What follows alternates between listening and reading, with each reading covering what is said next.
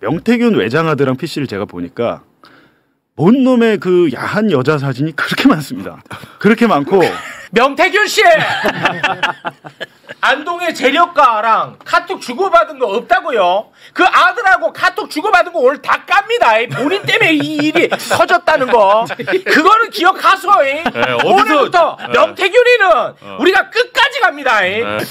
완전 지금 동네 북 됐어요. 심지어 그 명태균이도 나를 또 방송할 수 있을 것 같아. 예, 식었죠. 본인이 무슨 뭐 방심위원장이야, 방통위원장이야. 나 방송 못하게 하겠다고.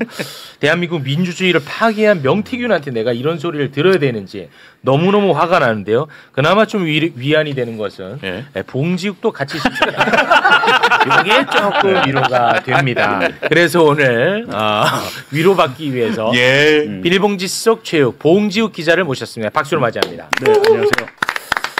지난주부터 매봉쇼를 시작했는데 매불쇼가 없어지면 제가 정말 큰 타격을 입습니다. 매불쇼에 좀 기대서 비벼보려고 했는데 제가 또 잘할게요. 매불쇼가 문을 닫으면 매봉쇼도 바로 문 닫아야 됩니다. 네, 알겠습니다. 제가 최선을 다하겠습니다. 네. 어제 명태균이가 법정을 들어가기 직전에 최욱과 봉지욱을 씹어제꼈어요. 맞아요. 와, 나는 뭐 욕만 하고 괜찮은 사람인데 아무리 그래도 민주주의를 파괴한 사람한테 욕을 듣는 거는 기분이 언짢더라고요. 그 장면 다시 한번 보겠습니다. 한겨레하고 매불쇼에서 내 최욱이한테 전화했어요. 확인하고 해라. 조작방송 해도 됩니까? 매불쇼. 최욱씨, 당신 그 앞으로 방송할 수 있을 것 같아? 여러분들 여태까지 제대로 된 기사 써봤어요? 안동의 재력가한테 주고받은 카톡이 있다고 봉지욱이나 다 그 뉴스타파 얘기했지 않습니까? 있어요. 다 조작방송 허위방송 했네. 명태균 씨 안동의 재력가랑 카톡 주고받은 거 없다고요? 그 아들하고 카톡 주고받은 거 오늘 다 깝니다. 본인 때문에 이 일이 터졌다는 거 그거는 기억하소. 오늘부터 명태균이는 우리가 끝까지 갑니다. 민주주의를 회복하기 위해서 봉지욱이 박살내. 어디서 최욱 봉지욱을 건드려? 저 어디 사투리예요? 많이 경상도 사투리도 아니고 창원 아니에요? 네, 어찌됐든 어제 사실은 매불쇼에 대해서는 왜 저런지 제가 잘 모르겠어요. 아마 여기 그 한겨레 김한 기자 나온 적 있나요? 없습니다. 또 왜 저러죠? 그러니까 매불쇼에서 어떤 방송을 했길래 그걸 허위 조작 방송을 했는지 제가 잘 모르겠어요. 대구에서 돈 받은 걸 가지고 왜 창원 사람을 가지고 그래? 이게 무슨 얘기인지 잘 모르겠는데 일단 저에 대해서는 안동 지역의 재력가하고 내가 연락한 게 있어. 나 연락처도 없어. 이 얘기를 전에도 한번 했었습니다. 근데 저거를 제가 기사를 쓴 게 아니고 저희 이제 제가 뉴스타파 있을 때 저희 팀원이었던 박종화 PD가 명태균이 검찰에 출석할 때 저걸 물어봐요. 안동 지역 재력가 조 씨랑 왜 연락했어요? 이런 식으로 물어보니까 내가 언제 연락했어? 나 연락처도 없어. 이러면서 정색을 하면서 갑니다. 그냥 놔뒀어요 제가. 이런 날이 올 줄 알고. 잘했다. 제가 오늘 그 아버지 말고 사실은 이 사건이 벌어진 이유는 안동 지역 그러니까 경북 봉화에서 수력 발전소 사업을 하는 돈 많은 분이 있습니다. 아버지 조 씨. 근데 이 아버지 조 씨의 아들이 대통령실에 들어가요. 그렇지. 취업 청탁 사건이 있었는데 검찰이 제가 이제 명태균 게이트 검찰 수사 기록 전반을 다 보니까 검찰이 수사를 열심히 했어요. 아버지 조 씨가 명태균 측에 1억 5천만 원을 보냈고 이후에 여러 일들이 벌어져서 이 아들이 결국에는 대통령실 행정관이 됩니다. 그렇습니다. 그럼 이게 뭐예요? 취업 청탁이잖아요. 그렇게 보이죠. 근데 거기에 대해서 검찰이 작년에 어떻게 했냐면 무혐의. 와, 아버지 조 씨에 대해서 이 수사를 잘 해놓고 이것은 청탁이 없었다고 하면서 무혐의 처분을 해버렸어요. 무혐의 처분했는데 중요한 것은 대통령실과 관련된 사건은 다 덮었어요. 예를 들면 제가 여기 와서 한번 한 적이 있는데 대통령 경호처의 권모 서기관 원래 사무관이었는데 4급으로 승진하고 이명박 사저 경호 담당이었는데 본부로 불러줍니다. 그래픽 봉 10번. 이건 뭐 그래픽 앞에 다 봉을 붙여놨어요. 봉 10번 보시면 이 경호처 담당 그 직원이 얘기하잖아요. 박사님 오늘 인사가 났습니다. 7월 8일부로 국방부 청사 경호정보부 발령입니다. 다 박사님 덕분입니다. 박사님 라인으로 입성했습니다라고 감사의 카톡을 보냅니다. 좀 기억나요. 명태균이 기억나요. 최근에 제가 확인을 해보니까 이 권서기관 과장이었거든요. 경호처에 그만뒀습니다. 공무원이 그만둘 때는 이유가 있는 거겠죠. 이것도 마찬가지로 이건 인사청탁이잖아요. 네. 검찰 수사 기록에 제가 지어낸 게 아니라 검찰 수사 기록에 있는 카카오톡이에요. 있는 거다. 네, 덮었습니다. 자, 오늘은 그 재력가 안동 재력가 조모 씨에 좀 집중을 부탁드리겠습니다. 말씀드리면 이제 그 아들 조 씨를 위해서 모든 일이 벌어졌다고 했는데 이 그래픽 봉 7번 보시면 그 아들 조 씨가 국민의힘 중앙대학생 위원장이 돼요. 언제부터 저런 일이 벌어지냐? 아버지가 1억 5천을 보낸 뒤부터 되는데 저때 국민의힘 당대표는 이준석입니다. 그렇죠. 근데 저 아무런 정치 경험이 없는 어린 친구가 당에 그 입당하자마자 대학생 위원장이 됐는데 당시에 이준석 당대표가 이례적인 일이 있었는데 대학생 위원 모집 공고를 2번 합니다. 2번. 근데 왜 2번 했냐? 아들 조 씨가 뭐 아무 배경이 없잖아요. 그러니까 시간을 벌어준 거예요. 한 번 더 하는데 그 사이에 실제로 아들 조 씨에게 투표할 대학생 당원들을 모집을 해요. 그 사실이 검찰 수사 기록이 다 나와. 명단까지 있어요. 명단까지. 그래갖고 저 아들 조 씨가 들어가자마자 대학생 위원장이 돼요. 그 다음에 윤석열 캠프로 갑니다. 아들이. 캠프로 가고 그 다음에 대통령직 인수위원회를 가요. 그 다음에 바로 대통령 비서실 못 가고 대통령 직속 디지털 플랫폼 정부위원회 공무원이 됩니다. 그 다음에 지난해 3월경에 대통령 비서실에 드디어 입성을 해요. 입성했어. 아버지가 돈을 꽂은 이후에 됐고 제가 저때 당시에 저 보도를 하면서 가장 큰 문제는 뭐냐면 이준석이 협력을 했다는 거예요. 저때. 저 아들 조 씨가 이준석과 많이 만납니다. 명태균 씨도 많이 만나요. 지금 명태균 씨는 아버지 조 씨 나한테 연락처도 없고 나 연락한 적 없다고 했죠. 네. 아들 조 씨랑 나눈 카카오톡 이제 깝니다. 자, 명태균 씨. 그래갖고 사회생활 할 수 있을 것 같아. 지금부터 명태균 씨 당신이랑 재력가 조모 씨 아들이랑 나눈 카톡 우리가 다 까겠어. 네. 차례차례 보시면 2021년 11월 그러니까 아버지가 입금된 다음에 아들이 대학생 위원장 된 다음에 아들 조 씨를 그렇게 데리고 다녀요. 명태균. 김종인의 출판 기념회에 와라. 그랜드 남산 하얏트 호텔에서 열린다. 그러니까 아들이 대표님 출판 기념회 가십니까? 저도 참석하는 게 좋을까요? 그래. 너도 와. 라고 얘기를 하죠. 야, 좋아. 뭐 이런 식으로 해서 그다음에 대충 하지 마. 하나하나씩. 곱씹어. 대충 하지 마. 멀리 알려. 그러니까 김종인이라면 이때 당시 최고 실세였어요. 그렇습니다. 왜냐하면 김건희가 명태균을 왜 만났냐? 김종인 때문에 만난 거예요. 김종인한테 우리 남편을 어떻게 좀 해보려고 명태균을 거강꾼으로 삼아서 만난 건데 그 당시에 최고 실세였던 김종인의 출판 기념회에 아들 조 씨, 재력가의 아들을 불렀다는 점이 여기서 드러나죠. 드러났죠. 근데 요 다음에 또 보면 2번 그래픽 보면 이번에는 상현이 형님. 이 아들이 사진을 하나 보낸 거예요. 사진은 그 포렌식으로 하면 복원이 안 됩니다. 윤상현과 같이 만난 사진을 명태균한테 보냅니다. 윤상현이야. 상현이 형님이네. 자연스럽게. 이때 당시에 공천관리위원장 누구였습니까? 지방선거 이후에. 그 윤상현이 아닙니까? 윤상현이었잖아요. 이후에. 그러니까 상현한테 내가 말해줬어. 윤상현이 원래는 윤석열 라인이 아니었어요. 근데 그 윤석열하고 명태균 나는 카톡을 보면 윤상현이와 윤석열이를 만나라고 한 게 윤석열한테 윤상현이 만나세요. 얘 기용하세요로 한 게 명태균입니다. 네. 그 정도의 명태균 실세였어요 이때. 근데 이 아들 조 씨가 뭡니까? 국민의힘 대학생 위원장 20대 어린 친구한테 윤상현을 소개해주고 같이 술 먹고 사진을 보내니까 내 술자리 갖고 있습니다. 지금 명태균 씨 입 한번 잘못 놀려갖고 이것만 다 공개됩니다. 그러니까 지금 여러분께 보여드리는 이 카카오톡은 제가 뉴스타파 했을 때 보도를 안 했습니다. 왜냐하면 특검이 수사하면 여러 가지를 심층적으로 하겠지 해서 저희가 보도를 한 절반만 하고 절반 남겨놨어요. 남겨놨는데 일단 보여드리는 거고 이 아들 조 씨에 대해서 명태균은 뭐라 그랬냐면 우연히 2차례 내가 우연히 그 아들 2번 만난 적이 있어. 그 아버지 연락처도 나 없어. 이게 명태균의 입장이에요. 자신은 난 아무것도 몰라.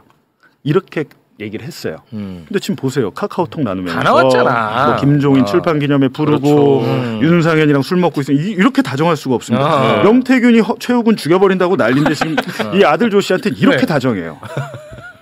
나도 뭐 왜 돈 보낼까?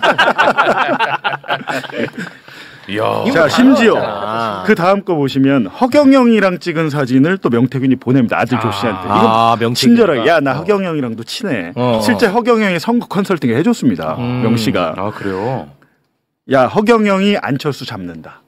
이런 소리까지 해가면서 얼마나 친하면 이렇게 잡담 수준의 대화까지 하고요. 그 다음에도 마찬가지. 뭐 거북이는 이준석 대표인가요? 그러니까 유승민이야. 2021년 12월 13일이면 이제 윤석열이랑 이준석이랑 약간 싸웠을 때예요. 같이 선거운동 하다가 싸워서 맞아요. 이준석 잠수 탔다가 어디 울산에선가 극적으로 상봉하고 뭐 그런 쇼할 때인데 그때 아마 이 대화를 했던 것 같습니다. 네. 뭐 이거 쓸데없는 대화잖아요. 사실은. 그렇죠. 근데 이런 일을 아들 조 씨랑 뭐 그 뒤에 것도 보면 뭐 최후의 통첩이네요. 받아들여질까요? 뭐 하니까 뭐 정치적인 얘기를 합니다. 이준석은 100년에 한 번 나올까 말까 하는 대표다. 윤석열이 요게 이제 화해했을 때. 화해가 이제 되고 있다. 뭐 맥주 회동하고 화해했을 때 얘기고 홍과 회동하시고 나서 마음을 좀 바꿨어요. 여기서 홍준표 같습니다. 홍준표 느낌이네요. 홍준표 마음을 좀 예를 들면 이제 홍준표는 이때 떨어졌잖아요. 홍준표를 아마 그 윤석열 선거 캠프에 데리고 오려고 했던 것 같아요. 이때 당시에. 그러면서 이것도 명의 좀 했던 흔적이 있다. 네. 이게 뭐 이렇게 많이 아니 지금 제가 일부만 보여드리는데 그 다음 것도 대표님 혹시 도착해 계십니까? 내 2층. 우연히 2번 만났다면서요. 여기 보면 도착해 계십니까? 2층에 나 있어. 네, 안에 계십니까? 안에 계십니까? 이 맞는 거잖아. 2021년 11월 15일에 만났네. 주차장에서 우연히 2번 만났다. 아이 명태균 씨. 이거 빼박이네. 왜 입을 함부로 놀려? 근데 가장 심각한 문제는 뭐냐면 검찰이 저는 그게 제일 문제야. 원천적으로 지금 명태균이 왜 큰 소리를 질 수 있냐면 요게 핵심이야. 이 사건은 공천 개입 의혹이기 때문에 애초에 작년에 창원지검이 명태균과 뭐 김건희 등등을 공직선거법 혐의로 입건을 해서 수사를 했어야 되는데 안 했잖아요. 네. 뉴스토마토가 지난해 9월에 보도할 때까지 이 사건은 그러니까 공직선거법의 공소시효가 끝나버렸어요. 10월달에 끝나버리니까 보도는 나왔는데 그냥 덮을 수는 없으니까 정치자금법 위반으로 공짜 여론조사를 공짜로 해줬다. 정치자금법 위반으로만 기소를 한 거예요. 근데 이거는 법조계에서 어떤 얘기가 나오냐면 명태균은 정치인이 아니에요. 명태균, 김건희도 정치인이 아니잖아. 네. 재판 가면 무죄 나올 가능성이 큽니다. 이게. 이래서 사실은 특검이 수사를 어떻게 했어야 되냐면 윤석열이가 파면되고 나서부터 4월 4일부터 10월 3일까지는 공직선거법 그 유효기간이 살아나요. 공소시효가. 지금 10월 3일 끝났죠. 특검이 잘못한 거죠. 공직선거법으로 의율해서 다시 기소했어야 되는 거죠. 이 사건은. 그러니까 명태균이 재판장에서 뭐 이런애 저런애 14건이는 큰 소리 치는 거예요. 특검이 사실 왜 그랬냐. 창원지검에서 이 사건 수사에서 명태균한테 이거 취업 청탁 무혐의 해줬던 애들 검사 둘이 가 있잖아요. 가 있잖아. 우리 다 다뤘잖아. 그럼 자기가 무혐의 내렸던 거 이 사건 없습니까? 내 선배랑 동료들이 했던 거를. 그러니까 명태균이 큰 소리 치는 것이고 두 번째는 오늘 하나 더 말씀드리면 속상하네. 제가 분명히 말씀드렸어요. 재력가 아들 조 씨랑 자기 2번 우연히 만났다고 그랬는데 카카오톡 일부입니다. 이게. 아들 조 씨의 휴대전화를 포렌식한 결과 제가 갖고 있어요. 네. 그러니까 앞으로 이렇게 나불나불 되면 계속 하나씩. 재밌겠네 서로. 하나씩 깔 텐데 하나 더 있습니다. 창원 산단 문제. 근데 속상하다. 창원 산단 부지를 명태균이 지역 발전을 위해서 내가 했다고 그러는데 명태균이 뭔데 창원 산단 유치를 해요. 네. 창원 산단 유치 실제로 했잖아요. 근데 여기서 문제는 나는 지역사를 위해서 했고 내가 땅을 샀어 뭘 샀어 큰 소리 빵빵 쳤습니다. 네, 빵빵 쳤어요. 네. 마찬가지입니다. 창원 산단에 대해서 그래픽 봉 8번 보시면 창원시청의 현직 국장 류 씨가 명태균한테 보고를 합니다.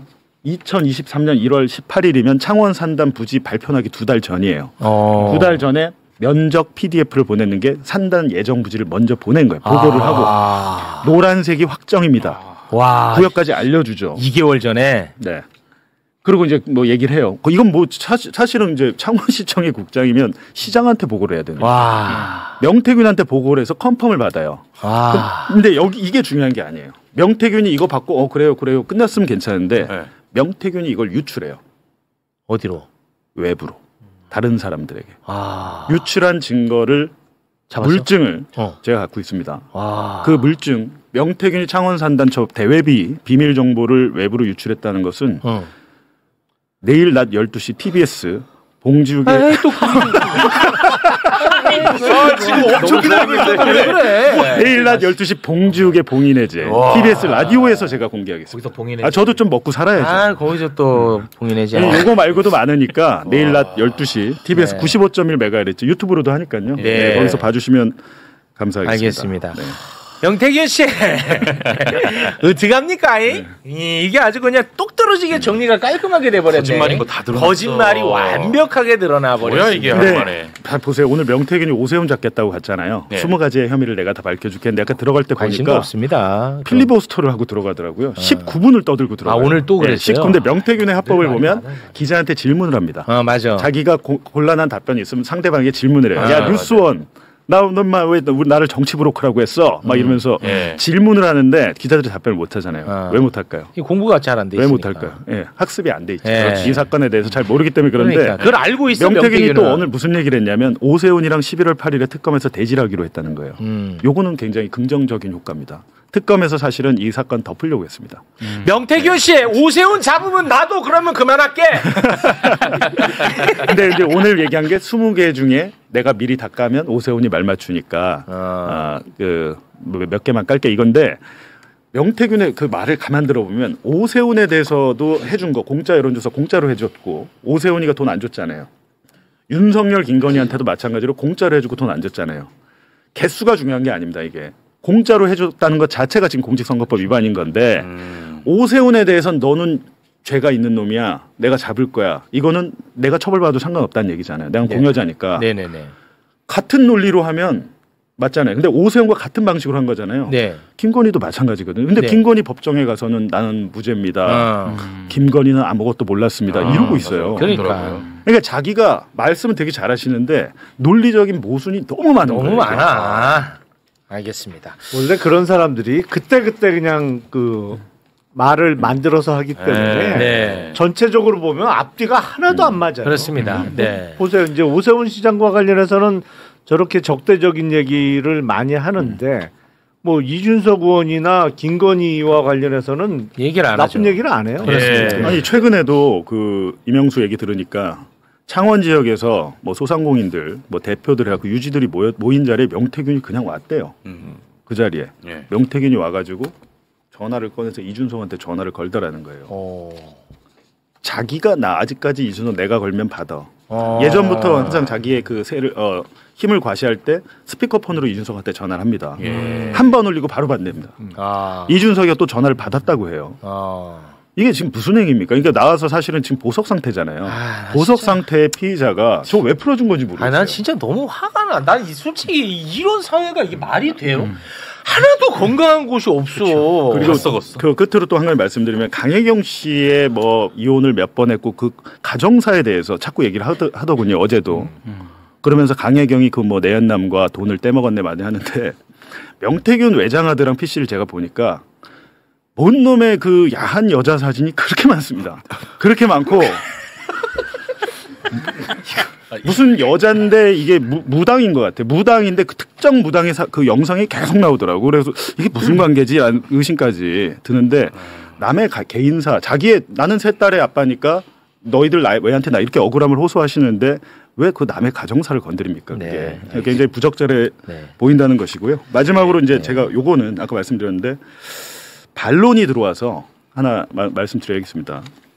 지난 7월 29일에 이준석 잡기 뭐 이렇게 해가지고 뭐 박형광 기자랑 저랑 여러 가지 얘기를 했는데 당시에 이제 제가 강남구청장 조성명을 2022년 지방선거 때 공천할 때 이준석이 뭔가 특혜를 공천 특혜를 관련된 의혹이 있다라고 이제 그 설명을 하면서 요거는 뭐 저만 그런 게 아니고 많은 보도가 나왔으니까 근데 이제 그거를 제가 설명하면서 음종환 전 박근혜 정권 때 청와대 전 행정관이 거강꾼으로 등장했다는 의혹이 있다라고 했어요. 근데 음종환 이 당사자가 연락이 왔습니다. 뒤늦게 매불쇼를 봤다. 이날 아침에 제가 뉴스공장에서 똑같은 얘기했거든요. 너무너무 고통스럽다. 난 진짜 조성명 모른다. 조성명 모른다. 나 조성명 모르고 이 사건 나 관계 없다. 주위에서 매불쇼의 위력을 그러니까 매불쇼의 위력을 실감하고 있대요. 주위에서 야 이 새끼야 너 왜 그랬어? 계속 그러니까 너 왜 본인은 지금 근데 말씀드리면 이거는 의혹이 있는 단계지. 음종환 전 행정관이 실제로 돈 배달을 했다거나 받았다거나 하는 확정된 사실은 없습니다. 수사가 됐다거나 취재가 완료돼서 보도가 된 게 아니고 이준석에 대한 이 강남구청장 의혹은 저번에도 뭐 서울시 공관위원 누구 목사님인가요? 목소리가 나왔습니다. 까지 그죠? 이 의혹은 상당히 신빙성이 있어요. 제가 보기에는. 예. 근데 그 자체가 이상한 거예요. 네. 그 근데 그 중간에 등장한 음종환 전 행정을 본인이 너무도 괴롭다. 사실이 뭐 사실인지 아닌지 그건 모르나 항상 이제 언론은 상대방이 반론을 전해오면 그렇습니다. 당연히 반론을 충실히 해주는 게 맞습니다. 도리이기 때문에 네. 방송 하나에 그걸 보시고 음종환 뭐 전 행정관에게 왜 거기 개입했냐 뭐 이런 식으로 비난하실 필요는 없습니다. 네. 이거는 의혹 단계에 있는 알겠습니다. 얘기다. 네, 알겠습니다. 거기까지 네. 반론 보도까지 저희가 전해드리면서 네. 우리 봉지욱 기자와는 여기서 마무리시겠습니다. 우리 명태균 씨의 그 봉지욱이는 건드리면 안 되겠어요.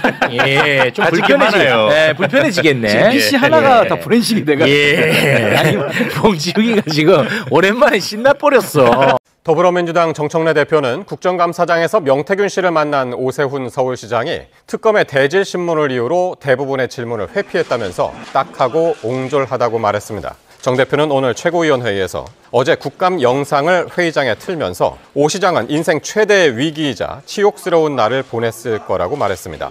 이어 오 시장은 끝난 것 같다며 다음 서울시장은커녕 정상적인 사회생활도 보장하기 어렵겠다는 생각이 들었다며 잘 이겨내시길 바란다고 비꼬았습니다.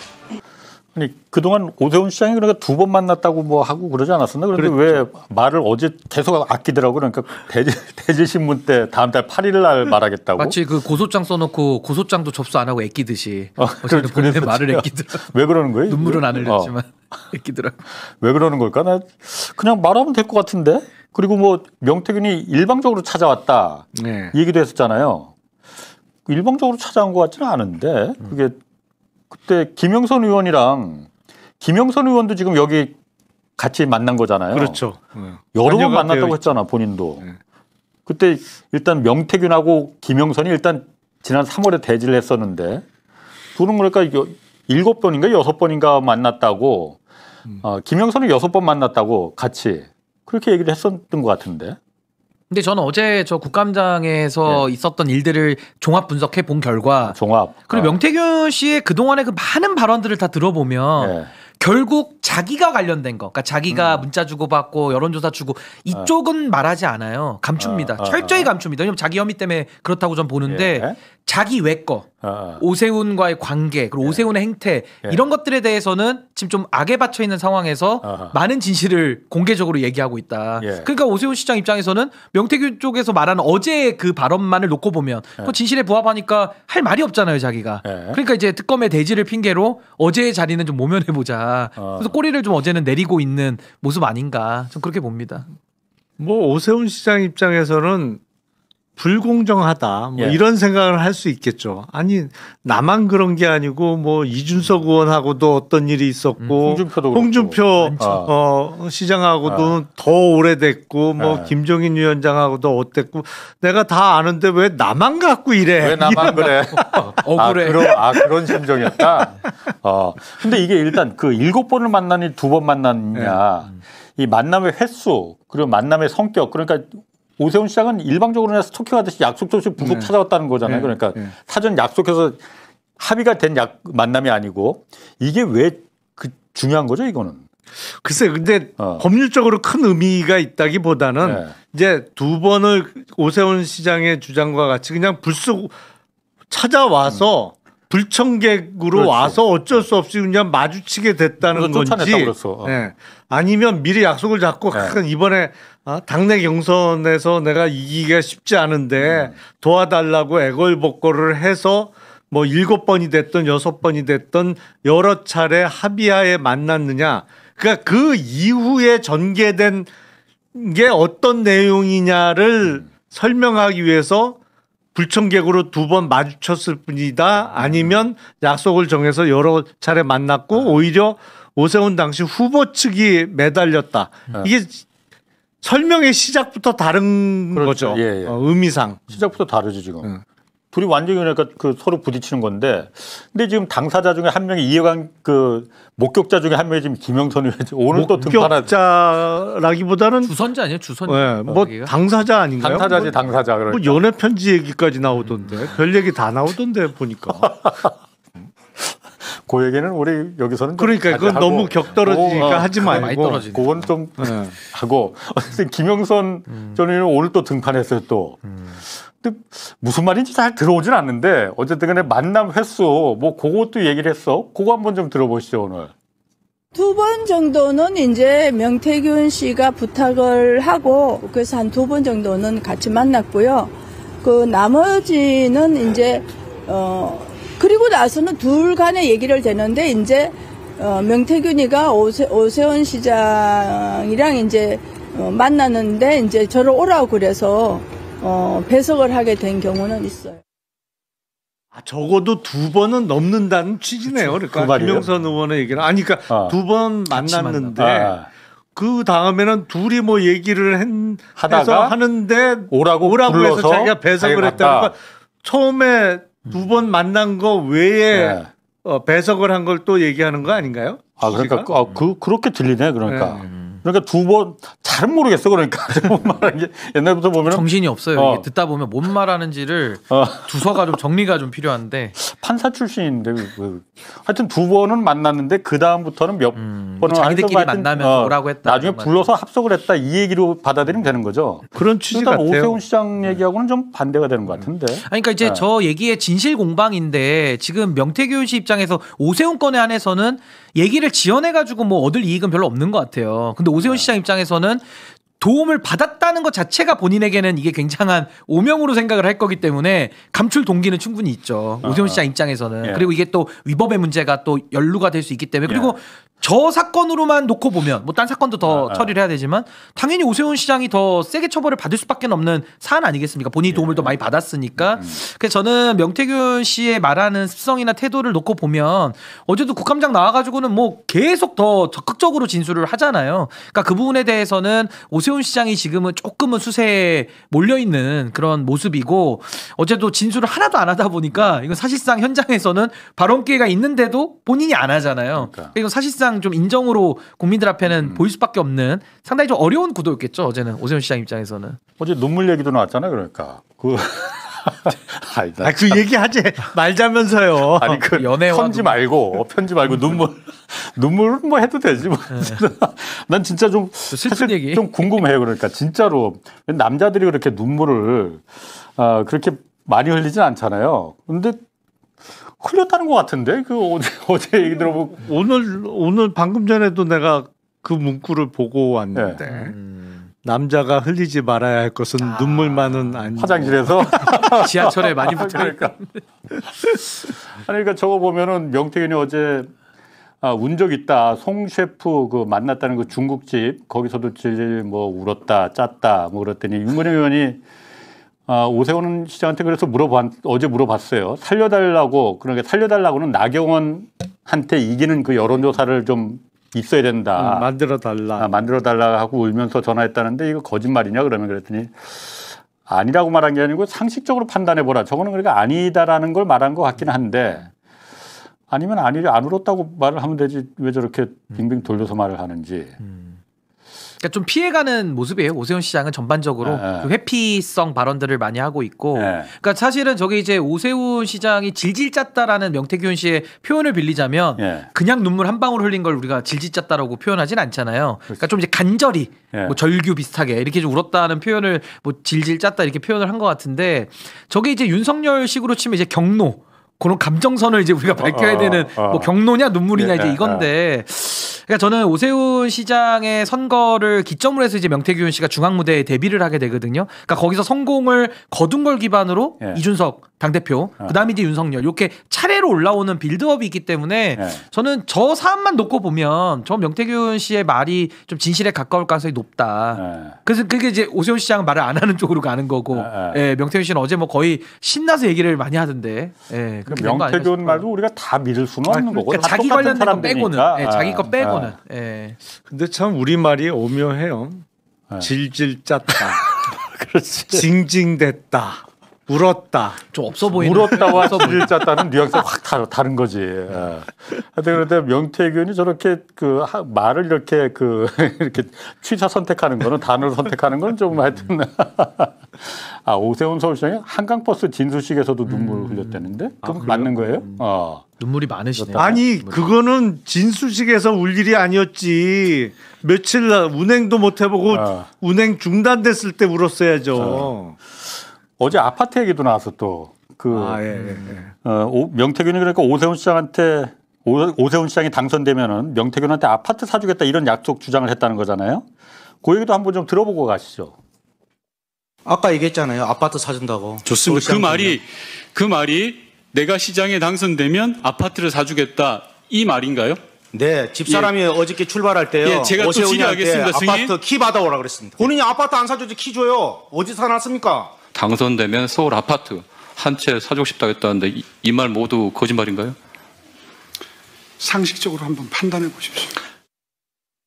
계속 상식적으로 뭘 판단을 해달라고. 그러니까 기명기고 아니면 아닌 건데 설명을 안 하고 그냥 상식의 판단을 촉구하는 저 모습은 글쎄요, 저는 잘 이해가 안 돼. 그러니까 본인이 만약에 없는 일을 지원할 수도 있죠. 뭐 정말 3인성호라든지 없는 일을 갖다 할 수도 있으니까 그럼 본인이 최소한 물론 이제 부재 증명은 어렵지만 그래도 자기가 할 수 있는 입장을 얘기해서 이거 정치적인 공방도 있는 거잖아요. 그럼 자기가 적극적으로 설명을 해가지고 좀 납득을 시키는 너무 허무맹랑한 소리면은 힘이 없을 거 아닙니까?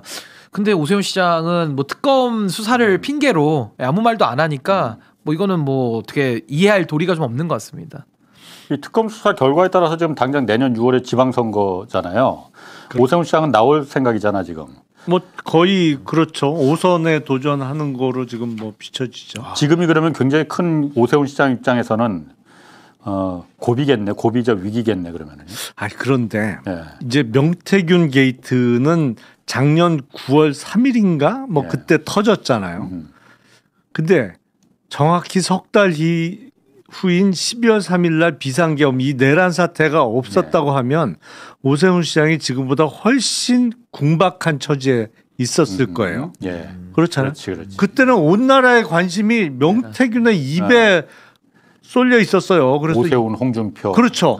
뭐 어떤 사람이 어디까지 관여가 된 거야. 뭐 어떻게 그동안 나머지 의원들도 있었고 뭐 영남 황태자 어떤 식으로 불법적으로 이게 여론 조작해 갖고 뭐 한 거야.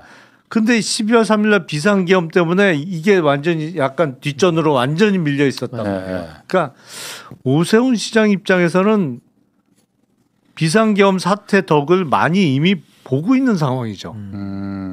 오히려 그렇죠. 반사 이익을 얻는 거니까. 그럴 수도 있겠네.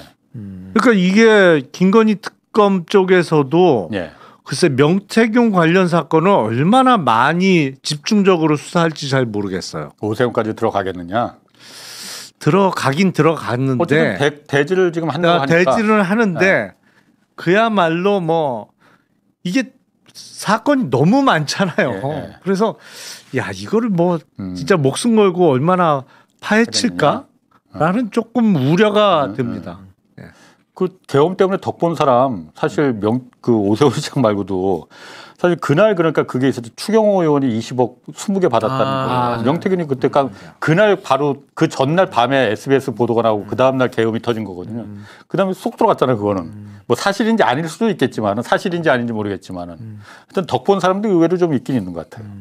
그러니까 저도 지금 김건희 특검이 제일 걱정이에요. 그러니까 지금 명태균 씨 관련된 사건이 많은 건 사실인데 뭐 한두 지역구가 아니니까 그래도 우선순위를 정해야 될 것이고 거기에 따른 증거 확보도 다 다를 테니까 좀 정리를 해서 이 부분도 당연히 매듭을 좀 져야 되는데 근데 지금 김건희 특검이 뭐 여러 가지 지금 사방에 어려운 여건에 좀 처해 있다 보니까 그래도 저는 뭐 어쨌든 영원히 묻을 수 있는 진실은 없지 않을까. 이 부분은 어떻게든 더 나오지 않을까 싶습니다. 한 가지 더 궁금한 게 국민의힘 입장에서 특히 지도부 장동혁 대표나 입장에서는 오세훈 시장이 지금 요게 좀 고비라고 내년 서울시장에서 국민의힘에서는 지금 서울시장은 해볼 만하다고 지금 생각하는 거잖아요. 오세훈 시장이 지금 이 고비를 넘기길 원할 거예요? 아니면 여기서 확 기스가 나가고선 바뀌는 게 그거는 각자 입장이 다 틀리겠죠. 그러니까 장동혁 대표 입장에서는 나 그게 좀 궁금해. 대표 입장에서는 일단은 지금 상황에서는 그러니까 명태균 건이 그냥 무마가 된다면 내년 6월 3일 지방선거에 있어서 국힘 쪽에서 가장 경쟁력 있는 후보일 수밖에 없죠. 이미 서울시장을 올해 여러 번 했기 때문에. 그래서 당대표 입장에서는 서울시장 선거의 가능성이 가장 높은 후보가 살아남길 원하겠죠. 원하겠다. 그럼 자기가 책임지는 지선이니까 당연히 이기기를 바랄 거고 지금 수도권에는 사실 서울 말고는 경기도 이런 데 굉장히 하기 어렵거든요. 그렇죠. 그러니까 장동혁 대표 입장에서는 오세훈 할아버지라도 누구라도 데려다가 이길 수만 있다면은 뭐 하려고 하지 않을까. 저는 그냥 어떤 생각에는 장동혁 대표 입장에서는 지금 대통령 꿈꾸고 있는 거잖아요. 오세훈이 만약 서울시장이 내년에 되면은 시기가 겹치죠. 사실은 내년에 당선되는 서울시장의 임기가 끝나갈 때쯤 대선이 있죠. 2030년에. 그러니까 잠룡도 아니고 그냥 큰 용을 갖다 키우는 걸 장동혁 대표가 원할까? 이 생각도 좀 들어갔고. 근데 일단 거기까지 생각하기에는 일단 지금 기선을 여유가 된다. 없어요. 일단 당장의 위기 목마름은 뭐 물은 한 잔 먹어야 될 거기 때문에. 알겠습니다.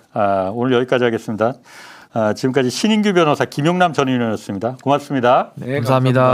임성근 전 해병대 1사단장이 오늘 새벽 구속 수감됐습니다. 최상병이 순직한 지 2년 3개월 만입니다. 윤석열 전 대통령이 격노하며 죄가 안 된다고 한 임 전 사단장에게 법원은 책임이 있다고 본 셈입니다. 김필중 기자가 보도합니다. 임성근 전 해병대 1사단장이 구속됐습니다. 법원은 임 전 사단장이 증거를 인멸할 염려가 있다며 구속영장을 발부했습니다. 구명로비 수사외압 시도한 사실 인정하셨습니까? 특검은 임 전 사단장이 2년 동안 기억이 안 난다던 휴대전화 비밀번호 20자리를 영장 청구 직전에서야 제공한 것 등을 발부 사유로 들었습니다. 순직해병특검은 임 전 사단장이 2023년 수해 당시 무리한 지시를 내려 최상병을 사망하게 했다며 업무상 과실치사상 등의 혐의로 구속영장을 청구했습니다. 순직 사건을 수사했던 경북경찰청은 임 전 사단장의 혐의가 없다며 피의자에서 배제했는데 법원은 사실상 정반대의 판단을 내린 셈입니다. 법원은 수사외압 의혹을 받고 있는 이종섭 전 국방부 장관과 김교환 전 해병대 사령관 등 5명의 구속영장은 모두 기각했습니다.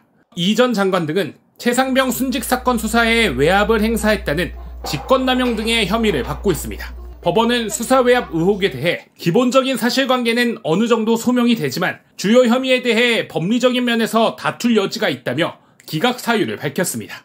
현재까지 수집한 증거가 많으니 구속까지 할 필요는 없고 앞으로 재판에서 충분히 다투면 된다는 뜻으로 보입니다. 특검은 법리적인 부분을 보강하기 위해 이들이 수사외압을 행사한 이유, 즉 임 전 사단장에 대한 구명로비 의혹에 수사력을 집중할 전망입니다. JTBC 김필준입니다.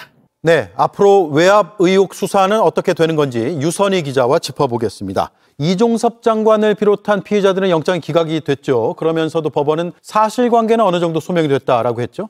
네, 특검이 보는 이제 사실관계가 소명됐다라고 하는 의미는 뭐 조태용, 김태호 이런 사람들의 진술로 인해서 뭐 VIP 경로가 확인됐다 이 정도에 그치는 것은 아닙니다. 네. 그 경로 이후에 경찰로 넘어간 수사 기록을 군검찰이 이제 무단으로 회수를 하고 그리고 또 국방부 조사본부가 재조사 과정에서 이제 임성근 사단장의 혐의를 빼고 또 역으로 박정훈 대령한테 뭐 집단 항명 수괴 이런 혐의 적용해서 수사에 들어가고 이 과정에도 구체적인 지시가 있었다라는 과정 자체는 사실 자체는 법원도 인정하고 있다라고 특검은 판단을 하고 있습니다. 예. 다만 그게 이제 법원에서 범죄가 되느냐, 직권남용 혐의를 적용할 수 있느냐 여부는 불구속 상태에서 재판을 통해서 좀 따져봐라 이렇게 얘기를 한 겁니다. 예, 꼭 구속해서 할 필요는 없이 불구속 상태에서도 충분히 재판 과정에서 따져볼 수 있을 것 같다라는 맞습니다. 거죠. 네. 특검은 이종섭 장관 등 5명을 기소하겠다는 방침을 밝혔죠. 네, 맞습니다.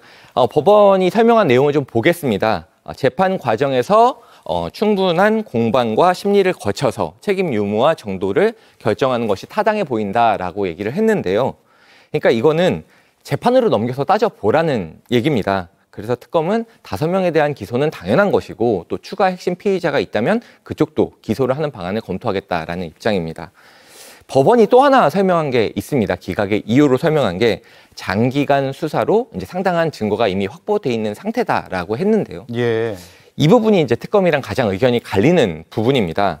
특검은 오히려 특검이 출범하기 전까지 빈 공간이 많아서 핵심 피의자들끼리 증거를 뭐 없애고 또 진술을 말을 맞추고 그리고 박정훈 대령 재판에 나와서 이미 이제 있는 걸로 확인이 된 VIP 경로에 대해서도 대놓고 없다라고 이렇게 얘기를 하고 이런 부분들이 있는데 이런 부분들을 법원이 좀 간과한 것이 아닌가, 이분이 좀 아쉽다라고 의견을 줬습니다.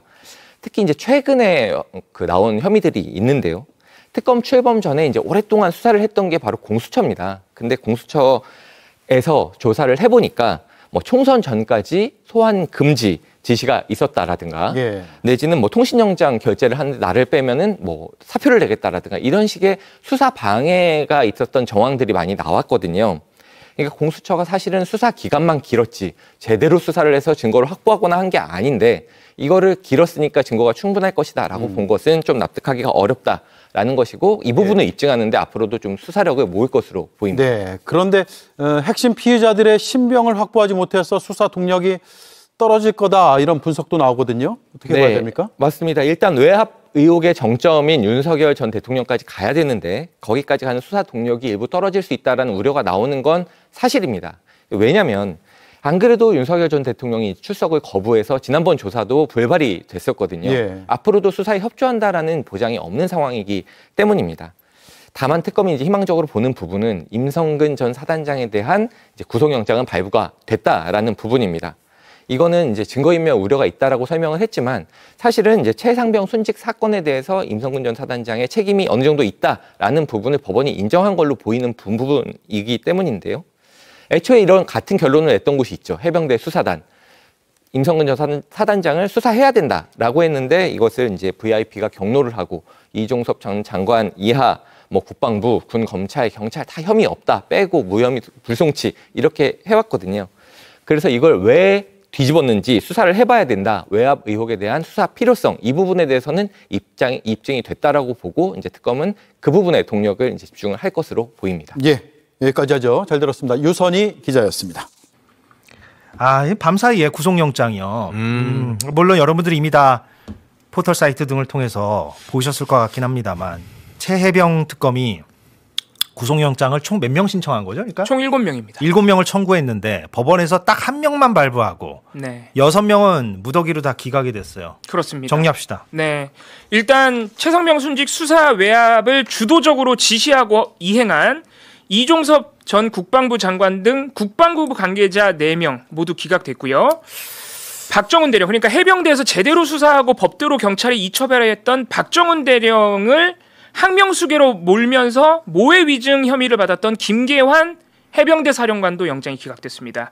이렇게 5명의 영장 기각은 중앙지법의 영장 전담 판사인 정재욱 판사가 기각했습니다. 그 5명은 이종섭 전 국방장관, 박진희 전 군사보좌관, 유재은 전 법무관리관, 김동혁 전 검찰단장, 김계환 전 해병대 사령관 이렇게 5명을 다 정재욱 영장 전담 판사가 기각을 했죠. 네. 예. 요약해 말씀드리면 이들의 핵심적인 혐의는 물론 많습니다. 다른 것도 하지만 직권남용이거든요. 말 그대로 불법적인 지시를 해서 수사를 망쳤다 이겁니다. 하지만 정재욱 판사는 이게 이제 가장 이해가 안 되는 부분이긴 한데 정재욱 판사가 사실관계는 소명이 됐지만 주요 혐의들과 관련해서 법리적인 면에서는 다툴 여지가 있다. 사실관계는 다 맞는데 직권남용이 되느냐 안 되느냐 그게 위법인지는 모르겠다. 이거 또 다음 주에 박준 변호사한테 물어보면 또 막 폭주하겠네요. 박준 변호사 또 달려나갈 것 같은데. 그렇죠. 뭐 하나하나 말씀 안 드리겠습니다만 예를 들어서 이종섭, 박진희 두 사람은요. 이종섭은 장관이고 박진희는 그 보좌관입니다. 장관 보좌관입니다. 이 두 사람은 사건을 경찰로부터 가로채기 한 다음에 국방부가 재조사할 때 국방부에서 재조사하는데도 국방부 조사본부 관계자가 임성근을 뺄 수 없다 그랬어요. 처음에. 그런데 박진희 보좌관이 가가지고 장관 지시니까 빼라 라고 했다라는 국방부 조사본부 관계자의 진술과 녹음이 다 있습니다. 이렇게까지 불법적인 지시가 입증이 됐는데 이게 위법이 아니라고 한다면 어떻게 하느냐 이런 비판이 많이 나오고 있는 나중에 상황이고요. 또 뭐 직권남용 무죄 나는 거 아닌가 모르겠어요. 사법농단 때도 직권남용이 무죄가 다 났었고, 그러니까 직권남용이라는 그 혐의가 참 애매하게 돼 있어서 그렇습니다. 무죄도 많이 나거든요, 여러분들. 예, 그래서 이 사람들이 다 어떻게 될지 모르겠네. 실제로 이종섭 씨는 나는 이첩을 하지 말라거나 혐의자를 빼라고 하는 직권이 없다라는 주장을 하고 있습니다. 나에게 직권이 없으니 직권남용도 성립이 안 된다. 네, 물론 특검 입장에서는 그게 다 불법적인 지시다라고 하고 있고 이종섭 장관은 사법농단 그 피고인들하고 같은 논리를 펴고 있네요. 논리입니다. 물론 이종섭 장관은 나는 그런 지시 한 적도 없지만 전제가 붙습니다. 그런 직권도 없다. 설령 내가 그렇게 했다 해도 그건 직권이 없다. 네. 하지만 기억하시겠지만 그 윤석열 경로회의에서 모든 게 시작되는데 7월 31일 윤석열 경로회의에 참석한 5명 그러니까 윤석열과 김용현 씨 둘만 빼고 5명 전원이 윤석열 씨의 경로 지시를 그 내용까지 다 진술했는데 그게 뭐냐면 이런 일로 사단장 처벌하면 누가 사단장 하냐는 겁니다. 즉 임성근 사단장 처벌하지 말라는 명백한 불법적 지시가 이미 다수의 진술로 나와 있거든요. 그거를 이종섭 씨가 하달 받아서 부하들에게 시킨 거잖아요. 근데 그게 위법적인 지시가 아니다 또는 직권남용이 아니라고 그러니까 한다면 법 감정적으로는 이해가 전혀 안 되는데 문제는 이게 좀 불길한 지점이 있네요. 그러니까 정재욱 연장 전담 판사가 사실관계는 다 확인됐고 다툼의 여지가 위법인지 다툼의 여지가 있다. 이 말은 직권남용이 사법농단 때 이미 판례가 나왔잖아요. 네. 남용할 직권이 없으면 직권남용이 성립이 안 된다. 이런 뭐 이상한 판례가 성립이 돼 있어서 이 사람들한테도 어떻게 적용해야 할지 다툼의 여지가 있다라는 취지라면 그럼 나중에 이제 본안 가서도 최종적으로 이 사람들이 사실관계는 다 증명됐는데 그렇게 남용할 직권이 애시당초 없는 사람이라 부당하게 행동을 하긴 했으나 직권남용 혐의는 무죄다라고 사법농단처럼 나올 수도 있겠다는 생각이 또 불길하게 드네요. 그렇죠. 매우 걱정이 되는 거고 그게 사실 최상병 특검이 처음부터 어려워했던 지점이기도 합니다. 그러네요. 참 이 직권남용이라는 게 양날의 칼이에요. 네. 그리고 근데 이 영장 기각 이유 중에 증거인멸 우려도 인정을 안 했거든요. 증거인멸 우려도 없다고 했는데 기억하시겠지만 이종섭 씨는 그 의심받고 있는 다른 혐의 의혹점 하나가 범인 도피 혐의입니다. 그러니까 이 사람은 런종섭 호주 대사로 윤석열 씨가 임명을 해가지고 거기 심지어 법무부까지 가담을 해서 출국 금지를 해제해주면서까지 호주 대사라는 자리를 이용해서 해외로 도피했다는 의혹을 받고 있거든요. 네. 그런데 도주 우려가 인정 안 됐다는 점 그리고 휴대폰도 바꿨습니다. 이종섭 씨도 휴대폰 바꿨고요. 심지어 그 호주 대사로 임명돼서 호주로 갈 때 3월 8일 날 호주 대사 임명되고 출국 금지가 해제되거든요. 3월 8일에 작년 3월 8일 출국금지 해제된 그날 기다렸다는 듯이 공수처에 자진 출석을 하면서 휴대폰을 냅니다. 그러면서 낸 휴대폰이 깡통폰이었어요. 네. 아무것도 없는 휴대폰이었습니다. 예. 근데 이런 인물에게도 증거인멸 우려가 없다고 한다면 좀 어폐가 있지 않느냐. 그나마 뭐 다행인 것은 임성근 전 사단장 갑자기 그 뭐 은총으로 뭐 하늘의 은총인가요? 하나님의 사랑인가요? 사랑인가요? 그걸로 비밀번호가 기억이 났다라고 얘기한 그 임성근 사단장은 구속이 됐고. 그렇습니다. 구속됐습니다. 최상병 씨에게 책임이 있다. 업무상 과실치사 혐의로 구속이 됐고요. 말씀하신 부분이 이정재 판사예요. 예, 이건 판사가 다릅니다. 예, 판사가 달라요. 네. 증거인멸 우려를 강력하게 인정한 것이죠. 이정재 판사가 이제 임성근 사단장에 대해서 구속영장 발부했고 정재욱 판사는 아까 언급드린 그 5명에 대해서 무더기로 기각을 했거든요. 그러니까 사람에 따라서도 다르죠. 예, 맞아요. 다툴 여지가 있다라는 거는 얼마 전에 박성재도 비슷한 논리 아니었나요? 박종호 판사? 위법인지 몰랐을 수 있다. 그 이번에 5명을 무더기로 기각한 그 정재욱 판사는 그 논란에 또 기각이 있습니다. 한덕수 전 국무총리 구속영장을 기각한 사람이기도 합니다. 물론 김건희, 이상민에 대해서는 발부를 했고요. 예, 근데 한덕수 건이 워낙에 이제 비판을 많이 받았었기 때문에 그 정재욱 판사가 이번에 그런 결정을 내렸다. 예, 이렇게 정리를 하겠고요. 참 이게 애매해요. 다시 글쎄요, 뭐 특검이 재청구를 할지 아니면 그냥 불구속 기소로 갈지는 모르겠습니다만 좀 애매한 부분이 있네요. 예, 알겠습니다. 특히나 약간 좀 더 아쉬운 게 그런 것 같아요. 그 최혜병 특검에서 처음으로 청구한 인물들이기 때문에 영장 청구를 그런 의미가 또 더 꼼꼼하게 하면 준비를 했을 거고 거의 뭐 1000페이지 가까이 의견서를 준비를 했다 그러는데도 이게 안 된다는 거네요. 그러니까요.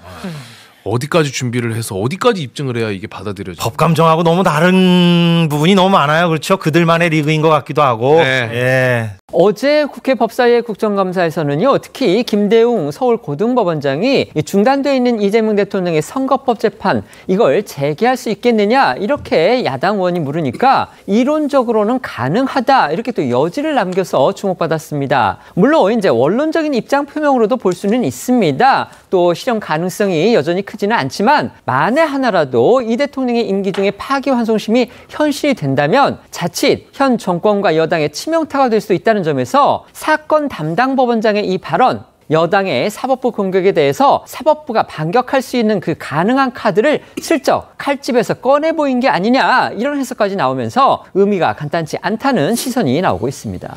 국감 때 김대웅 서울고등법원장이 나와가지고 국민의힘 쪽에서 그 이재명 재판 그거 할 수 있는 거 아니요? 그랬더니 헌법에는 소추 안 된다고 돼 있는데 분명히 대통령은 내란 외환 아니면. 근데 이론적으로는 할 수 있습니다라고 했거든요. 근데 네. 제가 그거 들으면서 그 수학이 아니니까 아무리 소수설이라도 이론은 있죠. 근데 지금 로스쿨 강의도 아니고 국감장에 법원장이 나와가지고 그 이론을 말할 계제가 아닌데. 그렇죠. 불가능합니다라고 말했어야 되는 건데. 그렇죠. 이론적으로 가능하다고 했단 말이죠. 네. 그러니까 저거는 여차하면 우리가 자꾸 사법부 압박하면은 이재명 재판 재개해버린다라는 협박 아닌가? 네네. 저는 그렇게 읽었는데 근데 이병철 변호사님이 최근에 아시는 판사들로부터 그런 유사한 얘기를 들으셨다면서. 많이 들었죠. 추석 연휴 전에.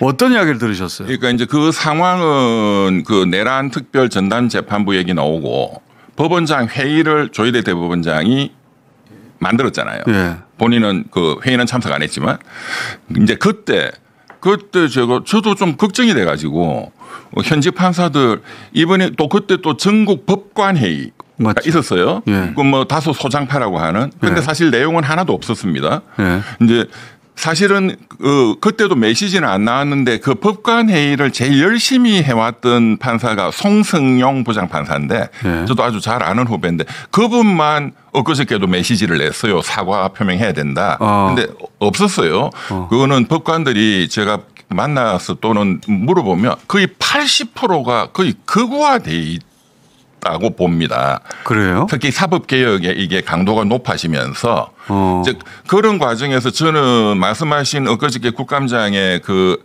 전체 법원장들이 그 윤석열이가 내란이냐 에 대해서 고등법원장 포함해서 말을 안 하잖아요. 그렇죠. 내란이라는 말을 안 했어요. 그 말은 윤석열은 무죄다라는 말하고 저는 똑같다라고 들었거든요. 그 동전의 양면으로 이재명 대통령에 대한 그 재판은 이론적으로 재개할 수 있다. 말할 필요가 없는 건데. 그런데 송석준 국민의힘 의원이 재차 물었습니다. 현실적으로도 가능한 거 아니냐? 하니까 거기에 대해서 부인하지를 않았어요. 그렇죠. 그러니까 저는 그거는 현실적으로 우리가 추진하고 있다라고 저는 들었고 그 구체적인 추진하고 있다고 들으셨어요? 그러니까 개별적으로 판사들한테 그런 게 가능하다. 그런데 더 구체적으로도 저는 많이 들었습니다. 어떻게 더 구체적으로? 그러니까 개인적인 의견이지만 개인 전제하러 개인 의견을 전제로 그렇지만 많은 판사들이 그런 생각을 한다는 거예요. 우리라고 죽어야 되느냐. 그러니까 검찰을 완전히 폐지하는 것과 법원은 헌법에 있으니까 폐지는 못하죠. 그런데 이제 뭐 대법관 정원 그다음에 재판에 대한 헌법 소원은 판사들의 마지막 마지노선이거든요. 그럼 자기들 가치가 떨어지니까. 그러니까 각 개별 판사들이 그런 논의를 많이 한다 뭐냐. 재개하면 한다. 그런데 현재 5개 재판부에서 길 추정을 했잖아요. 추지정. 그 판사는 못 합니다. 그러니까 자, 정리하면은 5개. 정리하면은 이재명 대통령과 관련된 재판이 5개가 있는데 흩어져 있는데 그 5개 재판부 지금은 재개할 수가 없어요. 왜냐하면 일자를 추후 지정한다고 사실상 대통령 임기 5년 동안은 못하는 걸로 그렇게 결정을 했죠. 그런데 그러면 이 사람들 다음 인사 때 2월 달에 정기 인사가 있잖아요. 예. 그러면 지금 그 이제 2년이 돼 가지고 옮겨야 되는 법관들한테는 의견을 받아요. 내가 어디로 가고 싶다. 예예. 그 의견을 지금 취합하고 있어요. 그러니까 이제 추석 연휴 전이니까 그 10월 달 돼서 이제 의견이 취합되면은 상당히 많은 판사들이 그 이재명 대통령 재판부로 가겠다는 판사들이 상당히 많다. 일단 내가 가서 재개하겠다고? 내가 가고 싶다. 이렇게 당할 수는 없다. 이제 이런 거예요. 그래서 그런 얘기를 들으셨다는 거예요? 네, 저는 다수의 판사들로부터 들었어요. 그리고 이제 작전도 2가지를 들었습니다. 2가지요? 이제 검찰하고 동맹을 손을 잡고 검사와 동맹으로 그 공판 검사가 그 이제 5개 재판부가 추후 지정한다는 결정을 했잖아요. 재판 절차에 대한 그 재판장의 결정에 대해서 검사가 이의를 제기할 수 있거든요. 그 이제 항고 재항고 할 수 있는 거예요. 그렇죠. 그럼 결국 대법원 가면 조의대. 재개해. 추후 지정은 잘못됐어. 이렇게 검찰이 먼저 치고 오는 게 있고 방식으로 예, 방식으로. 그런데 오히려 이번 국감에서는 법원장이 먼저 치고 놓은 거죠. 예, 우리가 바로 제기할 수도 있어. 그런데 그게 현실적으로 판사들이 그런 얘기를 많이 저한테는. 그거는 추석 전에 들으신 이야기인데. 그래서 제가 추석 연휴 때 제 개인 유튜브에 그걸 쫙 올렸어요. 이거 네, 이미 다 올려놨어요. 만약에 작년에 이런 얘기를 들었다면 이거 대통령 재판 중지되지 누가 그런 소리를 내 말도 안 되라고 했을 텐데 지난 10개월 동안 우리가 그렇죠. 너무 많은 일들을 겪었기 때문에 잊어먹고 있었어요. 그러니까 그렇죠. 이거 말이 되나 싶은데도 만약에 판사가 갑자기 재판 재개하겠다고 나왔어요. 그것도 한 사람이 아니라 5개 재판이 전부다. 한두 명만 해도. 그러면 현행 법상 재판을 재개하겠다고 결정한 판사를 막을 방법이 있습니까? 없습니다. 없다 그러대요. 네. 그죠? 없습니다. 와, 그거는 판사의 전적인 재량이고 그 순서도 저는 개별 판사 개인 의견이지만 들었어요. 그래요? 지금 엊그저께 국감장에서 제일 충격적인 거는 김대웅 서울 고등법원장 발언이 이제 스타트였잖아요. 그렇죠. 재개할 수도 이론적으로 있다? 이론적으로. 네, 그러고 법원장들 전부 물었더니 박지원 의원님이 내란죄 그거 그러니까 묵묵부다. 네. 그러니까 내란 맞냐 그랬더니 말을 안 하고. 그건 아니다는 뜻이거든. 네, 그런데 김대웅 서울 고등법원장 거기에 있는 재판이 2개잖아요. 네. 정치적으로 제일 중요한 게 선거법이죠. 파기환송. 뭐 위정교사는 별것도 아니고 이것부터 스타트다. 그다음에 두 번째는 이제 1심이지만 대북 송금 사건. 그렇죠. 네, 그게 두 번째다. 그러면 5개는 다 열린다. 자동으로. 라고 하는 얘기도 들으셨어요? 저는 다수한테 들었습니다. 다수라 하면은 2명은 넘는 거예요? 더 넘죠. 재판을 제기하더라도 별로 아무런 큰 영향을 미치지도 못해요. 그러니까 헌법 84조가 해석이 분분하니까 이론적으로 나뉜다라는 게 고등법원장의 주장이죠. 주장이잖아요. 네. 뭐 몇 명이라도 어쨌든 간에 그런 주장이 있긴 있으니까. 수학은 아니니까 아무리 다수설이라 하더라도 소설이 있는데 그 소설 끌고 와가지고 할 수도 있는 거 아니냐. 대한민국 건국에 그런 적은 없지만 자기들끼리 그냥 법관이 그렇게 해석했다고 하고 진행을 해버리면 재판은 열린다는 거잖아요. 그렇죠. 그래서 제가 이게 너무 위험하다 해서 이제 제가 최근에 만든 개인 유튜브에 추석 연휴 때 그 시나리오를 5가지, 10가지 이렇게 쫙 다 올렸어요. 5가지는 뭔가 오늘 지금 2가지 말씀하셨는데 또 있어요? 그러니까 이제 검찰의 이제 반격 시나리오 그리고 이재명 대통령 재판으로 조지는 시나리오. 그러니까 이재명 국민의힘 쪽에서 이재명 대통령 재판 재개하라는 주장을 계속 하거든요. 근데 좀 말도 안 되는 소리를 하나 쓸데없이라고 생각해 왔는데 지금 말씀 들으니까 이게 조직적이다. 합이 많네. 그러니까 국민의힘 의원이 의도적으로 물어보고 기다렸다는 듯이 답을 그렇습니다. 기다렸다는 듯이 답을 했거든요. 약속 대련을 한 거죠. 약속 대련을 한 거죠. 그런데 그 뒤에 있는 그 본질은 우리가 그간에 뭐 계속 그런 말씀들 뉴스공장에서도 많이 하셨던 것 같은데 김앤장을 중심으로 하는 그 법적 카르텔이에요. 거기에서 다 작전을 짜고 움직인다고 저는 뭐 확신합니다. 그리고 영장이 박성재 장관 영장 기각, 그 전에 한덕수 총리 영장 기각 역시도 마찬가지다. 김앤장은 여기서 어떤 식으로? 이거 이제 그 대표적으로 뭐 김앤장이 뭐 꼭 찍어서 특정한다는 뜻은 아니고 그렇게 법 쪽에 힘 있는 카르텔들이 이런 식으로 사법부가 밀리면 안 된다. 네. 왜냐하면 그게 이제 본질을 저는 주목하는데 본질이 뭐? 김앤장은 돈이에요. 돈 버는 자본 권력이죠. 그런데 검찰이 없어져서 이제 검찰의 권력이 와야 되고 또 판사의 권력도 독점적 권력이잖아요. 이게 와야 되면 독점력을 가질 때에 독점적인 이익을 100배짜리를 먹는단 말이에요. 소위 렌트, 지대추구. 근데 그거를 먹는 게 이제 김앤장인데 그 데리고 와가지고 전 현관의 조직 범죄. 독점력이 약해질수록 단가가 떨어지니까. 그렇습니다. 돈벌이가 안 되거든. 결국은 돈 문제예요. 이 김앤장이라는 초거대 자본 권력이 이 판을 움직이고 있다. 이 독점력을 유지하려고 하는 거고 거기에 판사 검사들은 검찰은 없어진다. 그럼 검사들 전부 다 그렇습니다. 판사들도 내 개인의 몸값을 생각해요.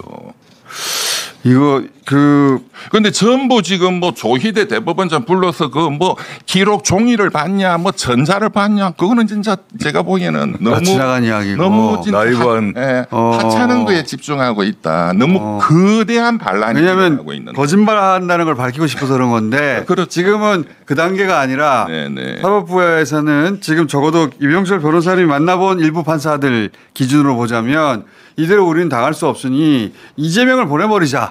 그렇습니다. 방법으로 그런데 제가 그거를 위험하게 생각한 거는 뭐냐면은 제가 만난 그 판사님들이 굉장히 이전에는 좀 중도 합리적인 정치에 별 관심이 없는 분들이었어요. 근데 그런 분들이 그래요? 이렇게 급격히 극우화되고 있다는 거죠. 말을 보태도 되겠습니까, 변호사님?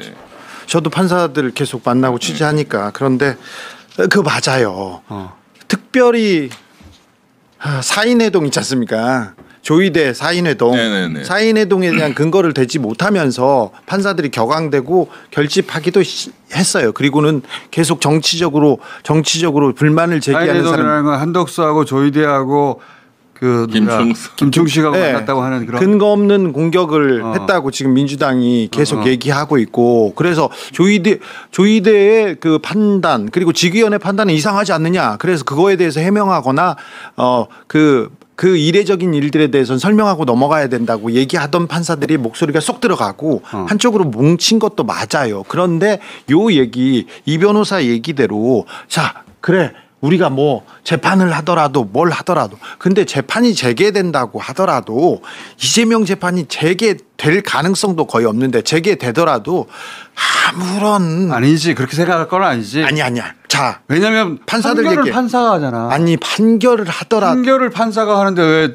재개했을 정도의 각오면 대통령을 법정으로 부를 정도의 각오면은 재판 내용은 이미 결론 난 거예요. 자, 근데 처음이 어렵지. 그렇죠. 하나 하면 재판은 유죄를 때린다는 거예요. 자, 그러니까 무죄 때릴 걸 왜 시작해? 판사들이 그렇게 근데 그걸 시작하지는 그 얘기를 어떻게 하는지는 모르는데 시작이 어려울 거예요. 시작은 어렵지. 그거 어렵지. 시작은 어렵지만 그렇게 얘기하다가도 총대를 메고 시작을 해버리면 국감장에서 서울 고등법원장이 대놓고 시작했잖아요. 그러니까 이거는 과거에는 시작을 그 말 표현도 현실적 이론이라는 정도로 얘기했잖아요. 그러니까요. 그게 대단한 거죠. 일단 그런 이야기 자체를 국감장에서 한다는 자체가 너무 이상한 거예요. 더군다나 국민의힘 의원은 의도를 가지고 물어본 게 명백하잖아요. 이거 시작하라고 물어보는 게 분명한데 그걸 받아준 거 아닙니까? 법원장이 바보도 아니고 정치의 의도가 뻔한 질문에 대해서 호응해 준 거거든요. 그렇습니다. 저거는 의도가 있는데. 그리고 중앙지방법원장 모든 고등법원장까지도 박지원 의원님이 개별적으로 묻잖아요. 내란입니까 아닙니까? 그러면 합리적으로 또 답변할 수 있잖아요. 방법 있죠. 형법상으로 재판에 계류돼 있다 하더라도 형법상으로 내란 수괴죄, 내란죄가 재판 중이니 제가 법원장 입장에서 그 말하는 것은 좀 부적절한 것 같습니다만 헌법재판소가 중대한 헌법 위반을 인정해서 파면을 확정시켰기 때문에 윤석열 씨의 그 행위는 헌법 파괴 행위고 반국가, 국가 반역 행위다. 이런 정도는 말을 하는 게 상식이죠. 입장 표명할 수 있죠. 말 안 하죠. 얼마든지. 계엄 이후에 내란 이후에 법원 행정처장이 이건 위헌 위법하다고 얘기했었죠. 얘기했죠. 초기는 했지. 근데 요즘은 안 하죠. 요즘은 안 해요. 그러니까 바뀌었다니까요. 그러니까 이 흐름을 아셔야 된다 해서 저도 재판을 시작하는 건 어려울 거라고 보는데 누군가 총대를 매야 되잖아요. 시작하면 때리면 퍽퍽 들어가잖아요. 총대를 매야 하는데 근데 총대를 그 사람 혼자 매는 게 아니고 내가 매는 순간 다른 사람도 다 간다고 생각하면 할 수 있죠. 그리고 그 뒤에는 김앤장이나 이런 그대로 폼이 받쳐주겠다 하면 하죠 뭐. 너 그렇게 해서 만약에 직을 관둬야 되면 우리가 먹여 살려줄게. 우리가 다 책임질게. 그러면 그런 이제 모험인데 그런 위험성이 없는 것은 아니라고 생각하시는 거잖아요. 그렇죠. 굉장히 높다고 봅니다. 그러면 어떤 대처를 해야 된다고 보십니까? 그래서 이제 이것도 제가 이전부터 계속 말씀드리고 있는데 제가 대선 끝나고 바로 이재명 대통령 5개 형사재판 리스크를 빨리 제거해야 된다. 그 방법은 첫째 1심 재판 3개는 공소 취소가 있다. 둘째 2심도 2개가 있으니까 그거는 공소 취소를 할 수 있도록 2심까지 형사소송법을 개정하는 방법이 있다. 그다음에 지금은 이제 그 재판 재개라는 거는 헌법 해석상으로도 말이 안 되잖아요. 그렇죠. 그리고 이거는 5년간의 대통령 국정 운영의 안정성이라는 건 국민의힘이 정권을 잡아도 마찬가지입니다. 그러니까 국민들의 다수의 여론의 지지를 받을 수 있는 거예요. 그래서 형사소추에 대해서 구체적으로 형사소송법에 네. 대통령 재임 기간 동안에는 대통령의 이전의 그 재판은 중지된다 하는 걸 하나만 넣으면 되는 거예요. 그렇죠. 민주당이 그거를 해석에 그게 주류 해석이어서 굳이 넣을 필요가 없었는데 이제는 아예 넣어버리자. 네, 그거는 다수의 여론의 지지를 받을 겁니다. 가능한 얘기. 그거는 쉬운 거죠. 그거 해야 될 것 같아요. 가능한 얘기입니다. 예. 그냥 할 필요가 없어. 누가 그렇게 하겠느냐 하고 내버려 둔 건데. 그것도 있고 이제 재판 소원 같은 것도 있잖아요. 그렇죠. 근데 지금 변호사님 얘기를 들어보니까 굳이 해야 되겠네요. 그렇죠. 굳이 할 필요가 재판 소원 이런 거는 대법원까지 가서 유죄까지 나왔다 엄청난 문제가 생기고 유죄 나왔다 큰일 났다 또 헌법재판소 가자 그거잖아요. 그거는 진짜 너무나 나중에 일이고. 그렇죠. 야 이거 이병철 변호사님 하여튼 여러 판사 얘기 들으신 거죠? 한 사람이 아니고. 다수 제가 뭐 회장도 하고 하기 때문에 이거 심각한 얘기네요. 더 심각한 거 말씀드렸지만 온건한 합리주의자들이 그렇게 바뀌고 있다는 게 이제 중요한 시사. 자기들이 열받았다는 표시를 그렇게 하는 거예요 지금. 그리고 사실은 소주 한 잔 먹으면서 진짜 울분을 토해요. 진짜 격분해. 판사 우리를 뭘로 보고. 네, 그렇죠. 우리를 건드리냐 이런 태도예요? 사실은 저는 건든 게 있습니까? 우리 민주당 그 법사위 의원님들이 그 대법원의 법대 뭐 법대가 무슨 뭐 하나님이 계신데도 아니고 뭐 그렇죠. 뭔데? 근데 그것 때문에 정말로 그날 저녁에 정말 폭음을 하면서 울분을 토한 판사들이 많습니다. 법대를 뭐라고 무시했다고. 네, 그게 이제 어떤 상징적으로 우리를 완전히 그냥 죽이는구나. 그럼 자기들은 신분이 뭐라고 생각해요? 그러니까 신성가족이죠. 아까 그 김건희 씨가 뭐 우리 신을 모시는 그 본인이 신장이라고 생각하는 것 같아요. 신장. 그 전통 종교에 보면 신장 있잖아요. 그거 비슷하게 이 판사들도 나는 거의 뭐 하나님의 신탁이잖아. 하나님이 이 사람이 운명을 결정하는. 인간은 자기들을 건들 수 없다고 생각하는 거예요? 사실은 사법연수원에서 교육받을 때부터 그런 교육을 받습니다. 그리고 판사 교육 받을 때는 판사의 이 숭고한 판결이라는 업무는 그냥 직업이 아니다. 하나님이 해야 되는 그 인간의 운명을 결정하는. 그러니까 신탁받았다라고 교육을 받아요. 그거는 아니 직업 윤리로 그렇게 생각하는 건 좋죠. 그건 좋은데 직업 윤리로 그렇게 생각하는 건 좋은데 그러면 룸사롱 가서 170만 얻어먹지 말아야지. 그렇죠. 왕권 신수술 비싼 거예요. 야, 심각하네 이거. 여하간 현실적으로 그런 입법으로 막아질 부분이 있으니까 이거는 제가 얼마나 이게 위험하다 생각했으면 추석 때 놀지도 않고 집에도 안 가고 그걸 올렸어요. 이거는 파기환송하고 나서 5월 1일 날 파기환송은 했지만 아무리 계산해도 대선 전에는 불가능하다라는 게 처음에는 첫 번째 반응이었는데 아니다. 대선 이전에 여러 절차를 무시하고 가버리면 할 수 있다라고 하면서 확 뒤집혔잖아요. 그것도 제가 혼자서 예측했어요. 유죄 파기환송을 때린다. 다 무죄라고 하시던데 제가 맞아요. 공개적으로 유죄 파기환송이다라고 했어요. 그리고 나서 유죄 파기환송 나오고 나서도 대선까지는 못해 확정을 했는데 얘기를 하다 보니까 여러 가지 절차를 무시하고 해버릴 수도 있다. 그렇죠. 근데 대법이 그렇게 막 달려가 버리면 누가 막을 수 있냐. 법적으로 막을 수가 없다. 그렇습니다. 그래서 난리가 나가지고 결국은 막았는데 그걸 결국은. 그렇습니다. 지금도 누가 그렇게 하겠어라고 생각하지 말고 이걸 막아야 되겠네요. 그러니까 그 5월 1일 그 파기환송 그거는 희대의 난이라고 표현을 했잖아요. 지금은 법원장의 난이에요. 제가 보기에는. 이게 더 전선이 넓어지고 커졌다는 거지. 판사들의 난이에요. 2,500명. 그 전부 다 그런지는 모르겠는데 그렇게 생각하는 사람들이 있다는 거잖아요. 굉장히 다수다. 야. 그리고 재판을 시작하면은 아주 신속하게 유죄를 때리겠죠. 그렇죠. 그러려고 시작해. 그리고 검사들하고 판사들이 스타일이 좀 다르거든요. 검사들은 굉장히 액티브한 것처럼 보여도 별것도 아니에요. 겁도 많고. 판사들은 조용하고 온순한 사람이 열받으면 진짜 끝장나거든. 판사들 스타일은 좀 그렇습니다. 지금 그 임계점을 저는 판사들이 넘어가고 있다 이렇게 느껴져요. 그래서 위험해서 제가 말씀을 드리는 거죠. 자, 판사 전체는 아니겠으나 적어도 이병철 변호사님이 만났던 판사들을 그렇게 생각하는 판사들이 있다. 물론 전혀 다른 판사들도 있겠죠. 물론 그렇죠. 네. 그렇지만 숫자가 어떤 민주적인 관점에서 말하는 판사들보다 이쪽이 제가 만난 사람들은 다수입니다. 그런데 그 사람들이 다 이전에는 중도 합리였어요. 네. 위험한 거죠. 위험한 상황이네. 네. 그런데 진짜 우리 주 기자님이 취재를 좀 더 많이 좀 그러니까 좀 더 그 동향을 많이 좀 알려주시기. 저 다른 것도 많이 하고 있습니다. 통상의 경우에는 아니, 말도 안 되는 소리야. 네. 극단적인 몇 명이 하는 소리야라고 치부해 버릴 만한 이야기인데 치부하면 안 될 것 같아요. 하나 더 말씀드릴까요? 예. 제가 들은 얘기. 예. 물론 사적인 거지만 예. 판사 검사 같이 친한 예. 자리에서 제가 들은 건데 이제 이재명 대통령을 쳐야 된다. 어떻게 친다는 거예요? 우리가 이렇게 죽을 수가 없다.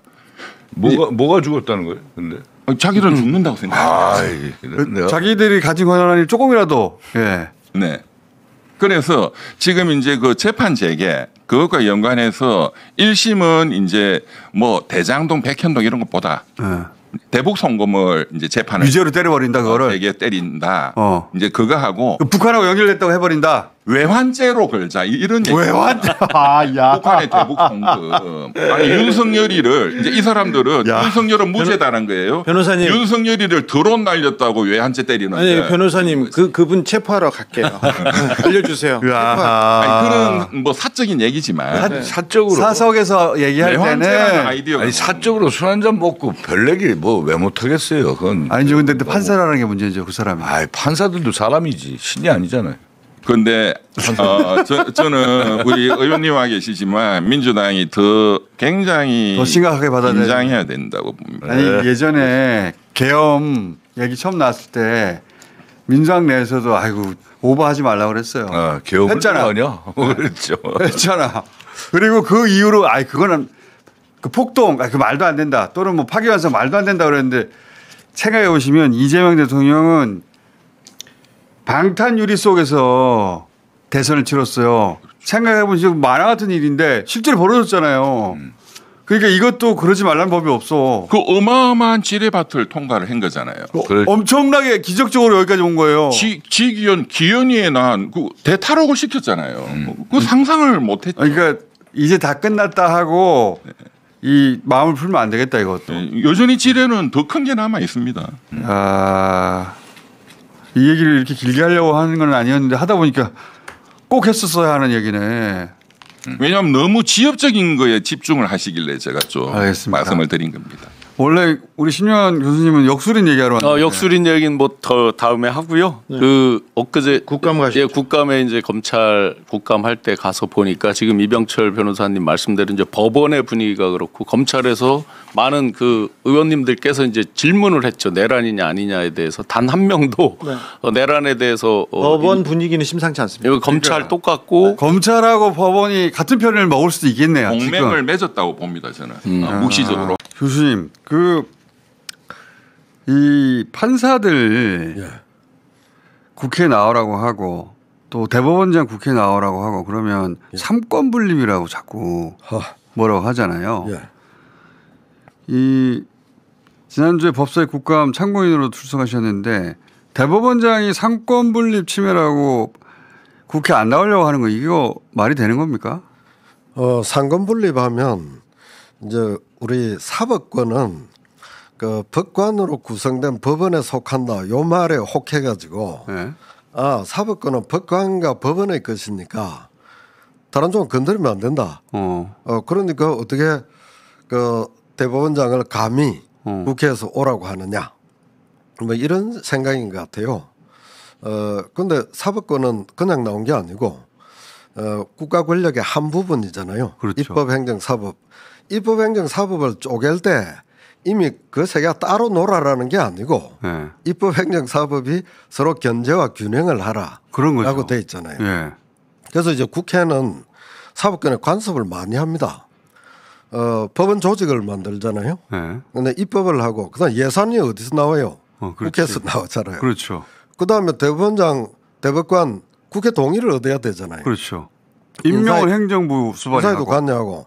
그다음에 국정감사를 할 수가 있습니다.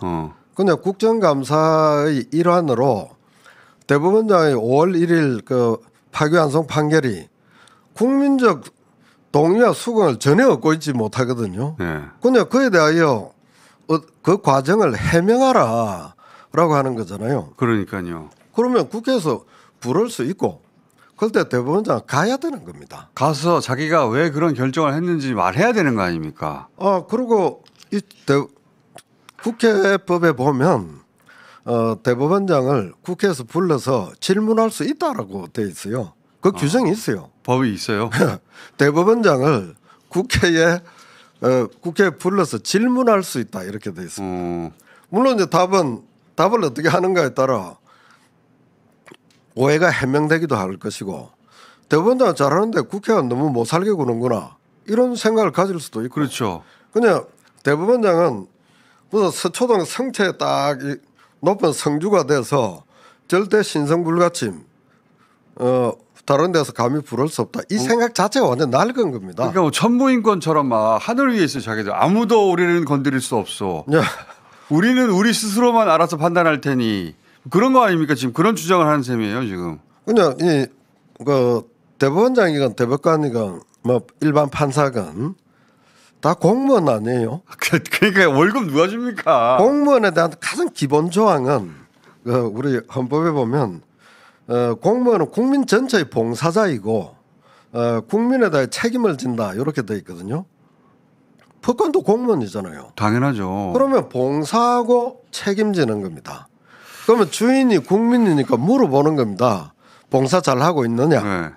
그다음에 5월 1일 판결 이런 것들이 너무 이해가 안 되니까 당신 책임져야 될 거 아니냐. 나와서 설명해라.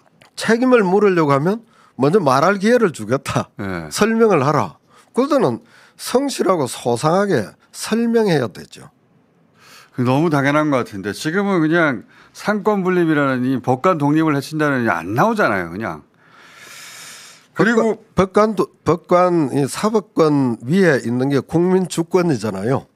그냥 국민 주권의 한 부분이고 오늘날 입법부 행정부의 그 수장들이 국민 앞에 국회 앞에 잘 안 나타나요? 옛날 박정희 때야 잘 안 나타났지. 지금은 뭐 거의 매일같이 설명하고 진땀 흘리고 뭐 사건 현장에 있으면 바로 달려가야 되고. 당신 지난 몇 시간 동안 그 현장을 모르고 뭐 했느냐 시시각각으로 국민들이 체크하고 있잖아요. 그러니까요. 그런데 사법부는 아무런 체크도 당하지 않고 해명도 없이 우리는 판결로만 말한다. 당신들은 판결을 그저 듣고 살아라. 이거는 오늘날 한국의 민주주의 수준에서는 있을 수 없는 가장 낙후된 사고입니다. 사법부가 지금 가장 낙후된 거예요. 그러니까. 좀 낙후 안 된 줄 알았는데 그동안 검찰에 가려서 검찰이 제일 낙후돼 있는 것 같았잖아요. 근데 검찰이 지금 검찰청 폐지로 그 이렇게 한꺼풀 이제 제껴지니까 그냥 사법부의 민낯이 나옵니다. 근데 이제 국민들이 이번 과정을 통해서 군부의 민낯을 파악했죠. 행정부 사람들이 얼마나 비겁한지가 다 나왔죠. 얼마나 거짓말을 잘한지 나왔죠. 그다음 검찰의 온갖 모습들이 나왔죠. 그다음에 사법부의 민낯이 나옴으로써 국민들이 국가 권력에 숨어있는 부분에 대한 실체를 하나하나 양파 껍질 벗기듯이 다 알 수 있게 된 그게 선거입니다.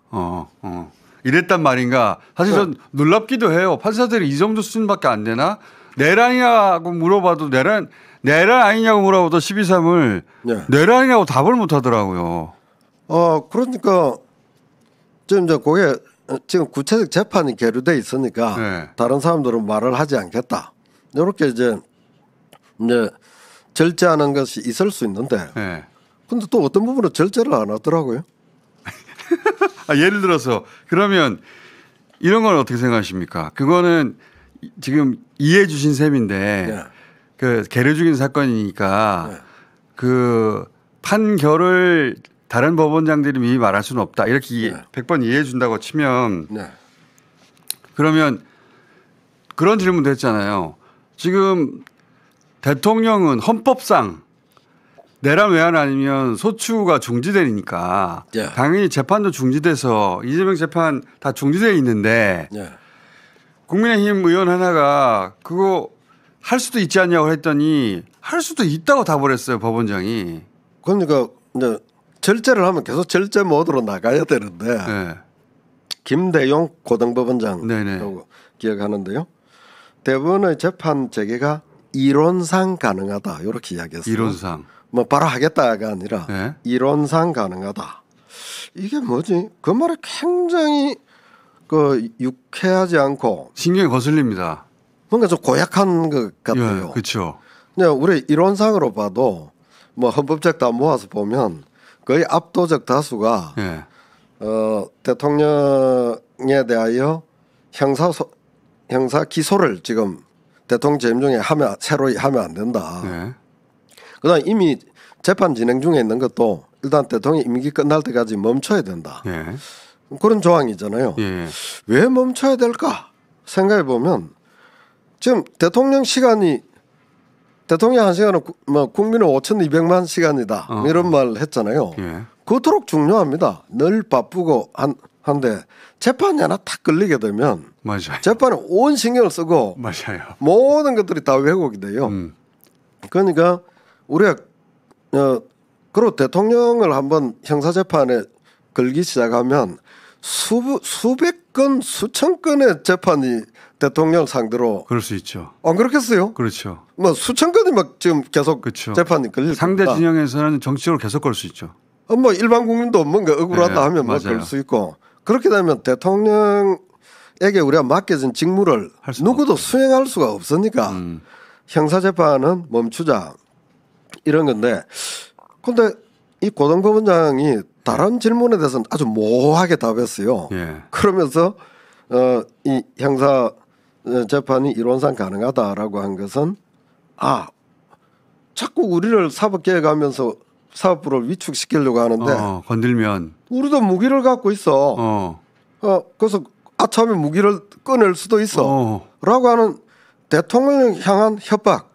저도 그렇게 읽었거든요. 국민을 향한 협박처럼 보였어요. 이건 대단히 법꼼수로서 또 장난질이 시작됐다. 그래서 이것을 확실하게 정리해 버려야 된다고 생각합니다. 해석으로 다툼이 있으니까 입법으로 그냥 정리해야 될 거예요. 그냥 헌법에 정해진 규정을 형사소추를 받지 아니한다라고 하는 것은 형사소송법에 신권을 기소할 수 없다. 그다음 이미 기소돼서 소추되고 있는 사건은 퇴임 이후까지 퇴임 직후 퇴임까지는 중지된다. 이제 중단되어야 된다. 원래 그렇게 다들 알고 있었는데 그래서 대한민국 건국 이래로 다 그렇게 적용해 왔는데 그런데 갑자기 그게 구체적으로 적혀 있지 않다고 그 진행 중인 재판을 진행할 수도 있다고 하는 소수 의견이 있을 수 있는 그걸 끌고 와가지고 할 수도 있다고 지금 협박한다고 보시는 거잖아요. 그러면 우리 법학은요 늘 다수설, 소수설, 또는 1인 단독설 이런 학설들로 점철돼 있습니다. 수학이 아니니까. 점철돼 있는데 그것을 근데 묘한 게 사법 쿠데타란 말이 있잖아요. 그동안은 별로 안 했다가 5월 1일 파기환송 판결을 보면 대법원장이 정치질을 시작했네 라는 느낌. 교수님도 그렇게 생각하셨죠? 사법을 통해서 정치를 뒤집으려고 한다. 후보를 없애버리려고. 사법을 통해서 국민의 가장 주권 행사의 중요한 장인 대통령 선거를 그냥 뒤흔들려 버리려고 한다. 그렇죠. 후보 하나를 없애버리려고 했죠. 근데 이번에 대통령은 또 재임 중 형사소추를 계속할 수도 있다. 할 수도 있다 이론적으로는. 그러니까 사법적 강성 쿠데타와 연성 쿠데타가 계속되고 있다. 이렇게 봅니다. 그래서 오늘 아침에 이제 제가 서초동을 지나쳐 오는데 대부분 이제 청사앞을 지나쳐 오는데 뭐 응원 화환들이 쭉 걸려 있더라고요. 쭉 엄청나게 길게 돼 있더라고요. 윤석열 때도 그랬어요. 근데 이게 뭐지? 보니까 조희대 대법원장을 응원하는 겁니다. 그것을 보고 이제 정치 상품이 됐구나. 조희대는 정치 상품이 됐구나. 윤의견에서 볼 때 정치적 이용 가치가 있는 정치 상품이 됐구나. 그래서 조희대는 5월 1일 이후에 정치인이 됐구나. 법복 입은 정치인이 됐구나. 이렇게 보여집니다. 전문가로서 사법 구태타카라고 표현하셨는데 전문가로서 조희대 대법원장의 파기환송 당시 5월 1일 그 파기환송 충격적이셨죠? 너무 쇼킹했죠. 왜냐하면 우리가 이제 선거에 임박해서는 행정부도 선거관리 내각으로 바뀌잖아요. 그렇죠. 그래서 오해받을 일을 하지 말아야 된다. 검찰도 안 합니다. 그때는. 검찰도 김영삼 대통령 말기에 장난질을 치려고 했어요. 김대중 이제 대통령 후보의 온 가족들의 비자금을 다 튼다. 이래가지고 하려고 하니까 김영삼 대통령이 정치를 알잖아요. 선거에 임박해서 그런 짓 하지 마라. 그러니까요. 라고 강력하게 제동을 걸었고 검찰총장도 그 모드를 해서 하나 이제 전통으로 축적이 됐죠. 선거에 임박해서는 건들지 마라. 행정적, 사법적 어떤 장난을 쳐서는 안 된다. 그래서 그 계속 유지가 잘 됐어요. 그러니까 국민의 온전한 선택을 위해서 그런 걸 하지 말라고 하는 거 아닙니까? 네. 그렇죠? 그래가지고 검찰도 자제를 하는 마당에 맞아요. 자제해온 마당에 느닷없이 그동안 사법부는 참 정치적인 오해를 받지 않을까봐 지나칠 정도로 보신하고 조심했거든요. 사법은 항상 그랬죠. 그런데 5월 1일 날 전면적으로 뛰어든 것을 보면서 완전히 정치를 하는구나 라고 봤습니다. 정치를 하는 거였죠 진짜. 이 후보는 안 돼 하고 자기들이 선을 그었으니까. 그래서 그러면서 이제 역으로 거슬러 올라가 봤는데요. 12.3 때 조희대 그 대법원장이 뭐 했느냐 하면 입법행정사법은 헌법기관이잖아요. 헌법기관으로 우리가 옹립하는 것이 아니고 책무를 다 하라는 거잖아요. 그렇죠. 입법부가 책무 다 했습니까? 아무것도 안 했잖아요. 아니 입법부는 다 했잖아요. 입법부가. 입법부는 다 했죠. 국회가 다 했잖아요. 사법부는 안 했죠. 사법부가. 행정부는 반대쪽으로 계엄을 동조하는 쪽으로 해서 지금 수사받고 재판받고 있잖아요. 사법부는 아무것도 안 했어요. 근데 아무것도 안 한 줄 알았더니 그날 회의를 했더라고요 보니까. 그날 회의를 했는데 회의에서 우려를 표했다 뭐 이런 말도 나오는데 내부 회의는 의미가 없습니다. 공표 국민을 향해 공표를 해야 됩니다. 그러면서 말씀하시니까 행정처장이 뭐라고 그랬냐면 그 계엄이 합헌일 수 있으니까 후속 조치에 대해서 의논했다는데 계엄 포고령이 1시간 있다 나왔거든요. 그 첫 줄이 국회를 금지시키는 거잖아요. 그러면 그 법관들은 첫 줄 보고 이거 불법이네 바로 알 수 있어야 되는 거 아닙니까? 그죠? 그냥 대법원하고 그때 대법원의 태도가 법무부보다 못했어요. 법무부는 법무부 장관이 가서 간부회의를 소집하니까 바로 국회 및 정당 등 일체 정치 활동을 금지하고 돼 있으니까 이것이 헌법에 위배될 수 있습니다. 그다음 국회를 건드리는 것은 헌법에 위배될 수 있습니다. 그래서 법률적 검토를 해야 됩니다. 이런 의견도 그 간부에서 나왔다고 그래요. 네네 당연하죠. 그다음 유역 감찰관은 관뒀죠. 이거는 뭐 위원이니까 바로 사표를 쓰겠습니다 했잖아요. 대법원에서 무슨 움직임이 대외적으로 있었어요? 그러니까요. 아무것도 없었잖아요. 그냥 혹시 계엄이 된다는 것은 사법부로서는 치욕적입니다. 사법권을 군대에 빼앗긴다는 거예요. 그렇죠. 그다음에 판사들이 계엄사에 차출이 된다는 이야기입니다. 그 법관의 독립이 다 사라지는 거 아닙니까? 그다음 전직 대법원장이 좀 수거 대상이 돼 있어요. 그다음 판사들 중에 수거 대상이 돼 있는 사람이 여럿이잖아요. 그러면 대법원장으로서는 어떤 경우에도 우리는 국민이 준 사법권의 독립을 굳건하게 유지하겠다. 판사들은 흔들리지 말라라고 이야기하고 이 계엄은 지금 헌법에 위반 소지가 있다. 위반이다라는 말을까지는 안 한다 할지라도 헌법의 위반의 소지가 없는지 심각하게 살펴봐야 된다. 요 정도 이야기는 했었어야죠. 공표를 해야 됩니다. 했었어야죠 그때. 밀실에서 뭐 우려하고 뭐 혹시 우리가 어떤 조치를 취할게 이렇게 할 것이 아니고 공표를 해야 합니다. 우려했는지도 모르겠어요, 사실. 그 뒤에 태도를 보면 사법부가. 그다음에 우리 서부지법이 침탈당했을 때 네. 저는 보통 그럴 때 그 행정부처나 다른 데 같으면 바로 현장에 대표가 가잖아요. 그렇죠. 근데 대법원장 현장에 안 갔어요. 안 근데 왔어요. 이번에 밝혀진 거는 며칠 뒤에 가긴 갔대요. 갔는데 기자들도 없었습니다. 그렇게 되면 법관들이 엄청 불안해집니다. 법관들이 신변 위협을 느꼈잖아요.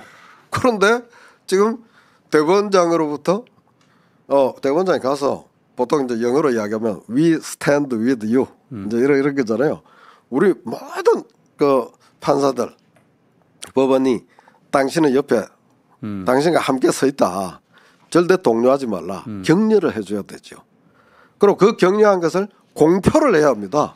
그게 전혀 없어요. 그게 지금 생각해 보면 그 포고령 1호 첫 줄이 위헌이고 불법이라는 건 판사가 누구보다 잘 알 수 있는 전문가니까 그걸 보자마자 예. 계엄 당일날 저녁에 적어도 국회에 달려가서 해제를 돕지 못하더라도 사법부가 그렇게 사법부 독립을 외치는 사법부가 그날 이것은 위헌 소지가 있습니다. 입장 정도로 발표했어야죠.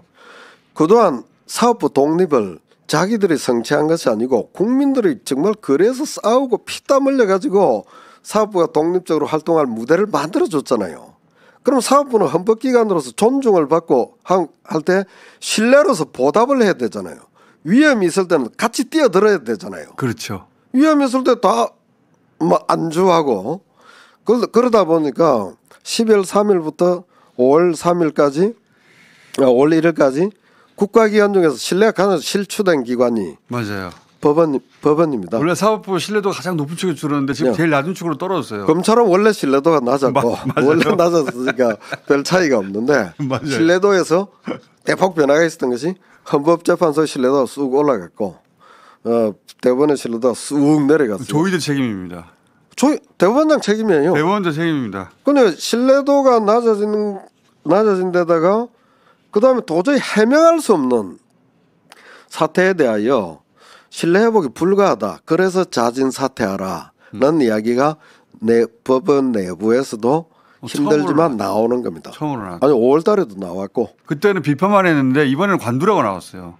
그러니까 몇 개월 동안에 국민 앞에 해명의 시간이 있었는데 해명을 못 해낸 거죠. 그래서 저는 최근에 사법부 독립 얘기하고 법관의 독립 얘기하고 그 얘기할 때마다 무슨 생각이 드냐면 좀 전에도 얘기했지만 아니 그렇게 법관의 독립이 중요한 사람들이었으면은 12월 3일 날 포고령 보자마자 불법인 걸 가장 잘 알 전문가 아닙니까? 법 전문가들이니까 자기들은 보자마자 위헌이라는 걸 알았을 텐데 그러면 그때 말을 했었어야지. 그렇게 독립이 중요한 사람들이 그때는 조용히 있다가 저 포고령 1호가요. 네. 저는 11시 정각에 발표가 됐어요. 예. 육군대장 박안수 이름으로 발표가 됐는데 제1호 첫 줄입니다 저게. 1호 보자마자 만세를 불렀습니다. 왜냐하면 국회와 지방의회의 활동을 금한다. 이것은 바로 위헌. 그렇죠. 이거 바로 내란이 됩니다. 바로 내란이 되는 게 바로 저 조항이에요. 근데 1980년 79년에 계엄이 있었잖아요. 그럼 계엄 포고령이 있잖아요. 그거하고 대비해 보니까 그냥 그때는 일체의 정치 활동을 금한다 이렇게 되어 있습니다. 국회가 없었어요. 그때 그 사람들은 각종 계엄이나 내란의 도사들 전문가들이거든요. 박정희, 전두환 일당들은 구태타 많이 했으니까. 그러니까 계엄 많이 했으니까. 자 모든 정치 활동 일체 집회를 금한다 이렇게 해놨잖아요. 국회는 안 들어있어요 저기에. 국회는 안 들어있어요. 그러니까 혹시 저 사람들에게 당신들 포고령 자체로 내란 아니냐라고 이야기할 때 그 사람들은 발뺌할 수 있어요. 아니 국회는 저희들이 언급한 적이 없습니다. 이러는데 70년 80년도 저랬는데 그런데 지금 2024년에 포고령 1호를 보니까 국회 왜 넣었을까요? 국회가 너무 밉거든요. 그리고 국회에서 해제할까 봐. 가장 미운 게 국회니까 국회부터 금지하고 그다음 두 번째 미운 게 전공의.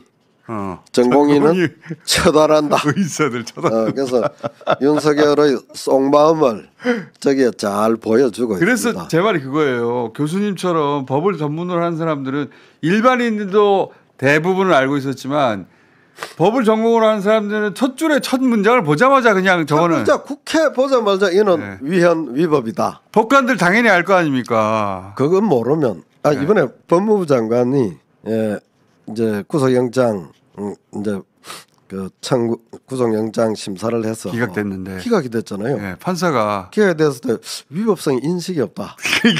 위법성 인식 기각시킨 판사가 인식의 경위에 대해서 따져볼 필요가 있다. 이러는데 법무부 장관입니다. 법무부 장관. 그러니까 법무부 장관이 법을 도대체 뭐라고 알고 있어요? 계엄이 위헌인 걸 몰랐을 수도 있지 않냐 이러면서 풀어준 거거든요. 그러니까 저는 그 결정은 법무부에 대한 모독이라고 봅니다.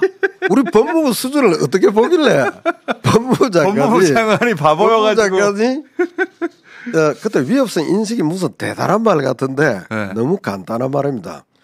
저는 어떤 행위를 했지만 위협성은 몰랐습니다. 그 행위가 불법인 줄 몰랐습니다. 이러면 법관들은 듣지도 않습니다.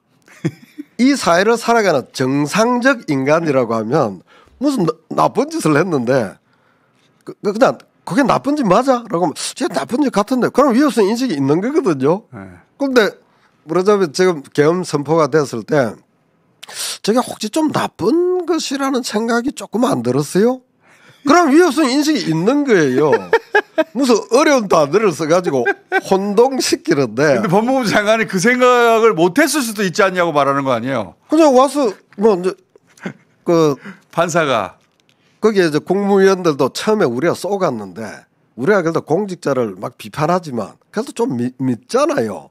믿는데 새빨간 거짓말까지는 할까? 그렇죠. 근데 새빨간 거짓말을 12월 했어. 4일부터 12월 한 7일까지 이제 한덕수 국회에 와서 우리 국민들은 대단히 우려를 표하고 반대했습니다.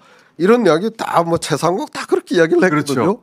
보니까 다 거짓말이에요. 다 거짓말이에요. CCTV 보니까. CCTV에 안 나왔으면 다 버티고 있을 텐데. CCTV가 없는 줄 알았나 봐요. CCTV를 보니까 새빨간 거짓말이에요. 그러니까 거짓말을 해도 보통 한 9가지 그 진실을 이야기하고 거짓말을 살짝 할 수 없이 넣겠지. 보통 그렇게 생각하잖아요. 우리 국민들이 너무 착합니다 아직. 그런데 아니 새빨간 처음부터 끝까지 어떻게 거짓말이 있을 수 있느냐. 그런데 그때 이제 박성재 장관이 위협성 인식도 없었다 이러면 아예 법률과 자격 자체를 내려놔야 되고 대한민국 법무부는 창피해 죽을 지경입니다. 다행히 법무부 간부회에서는 이런 게 위헌일 수 있다는 우려가 나왔다고 그래요. 교수님이 근데 요즘 수업을 안 하셔가지고 이 재밌는 얘기를 다 못해가지고 심심하실 것 같은데 저희 방송에 좀 자주 나오시죠?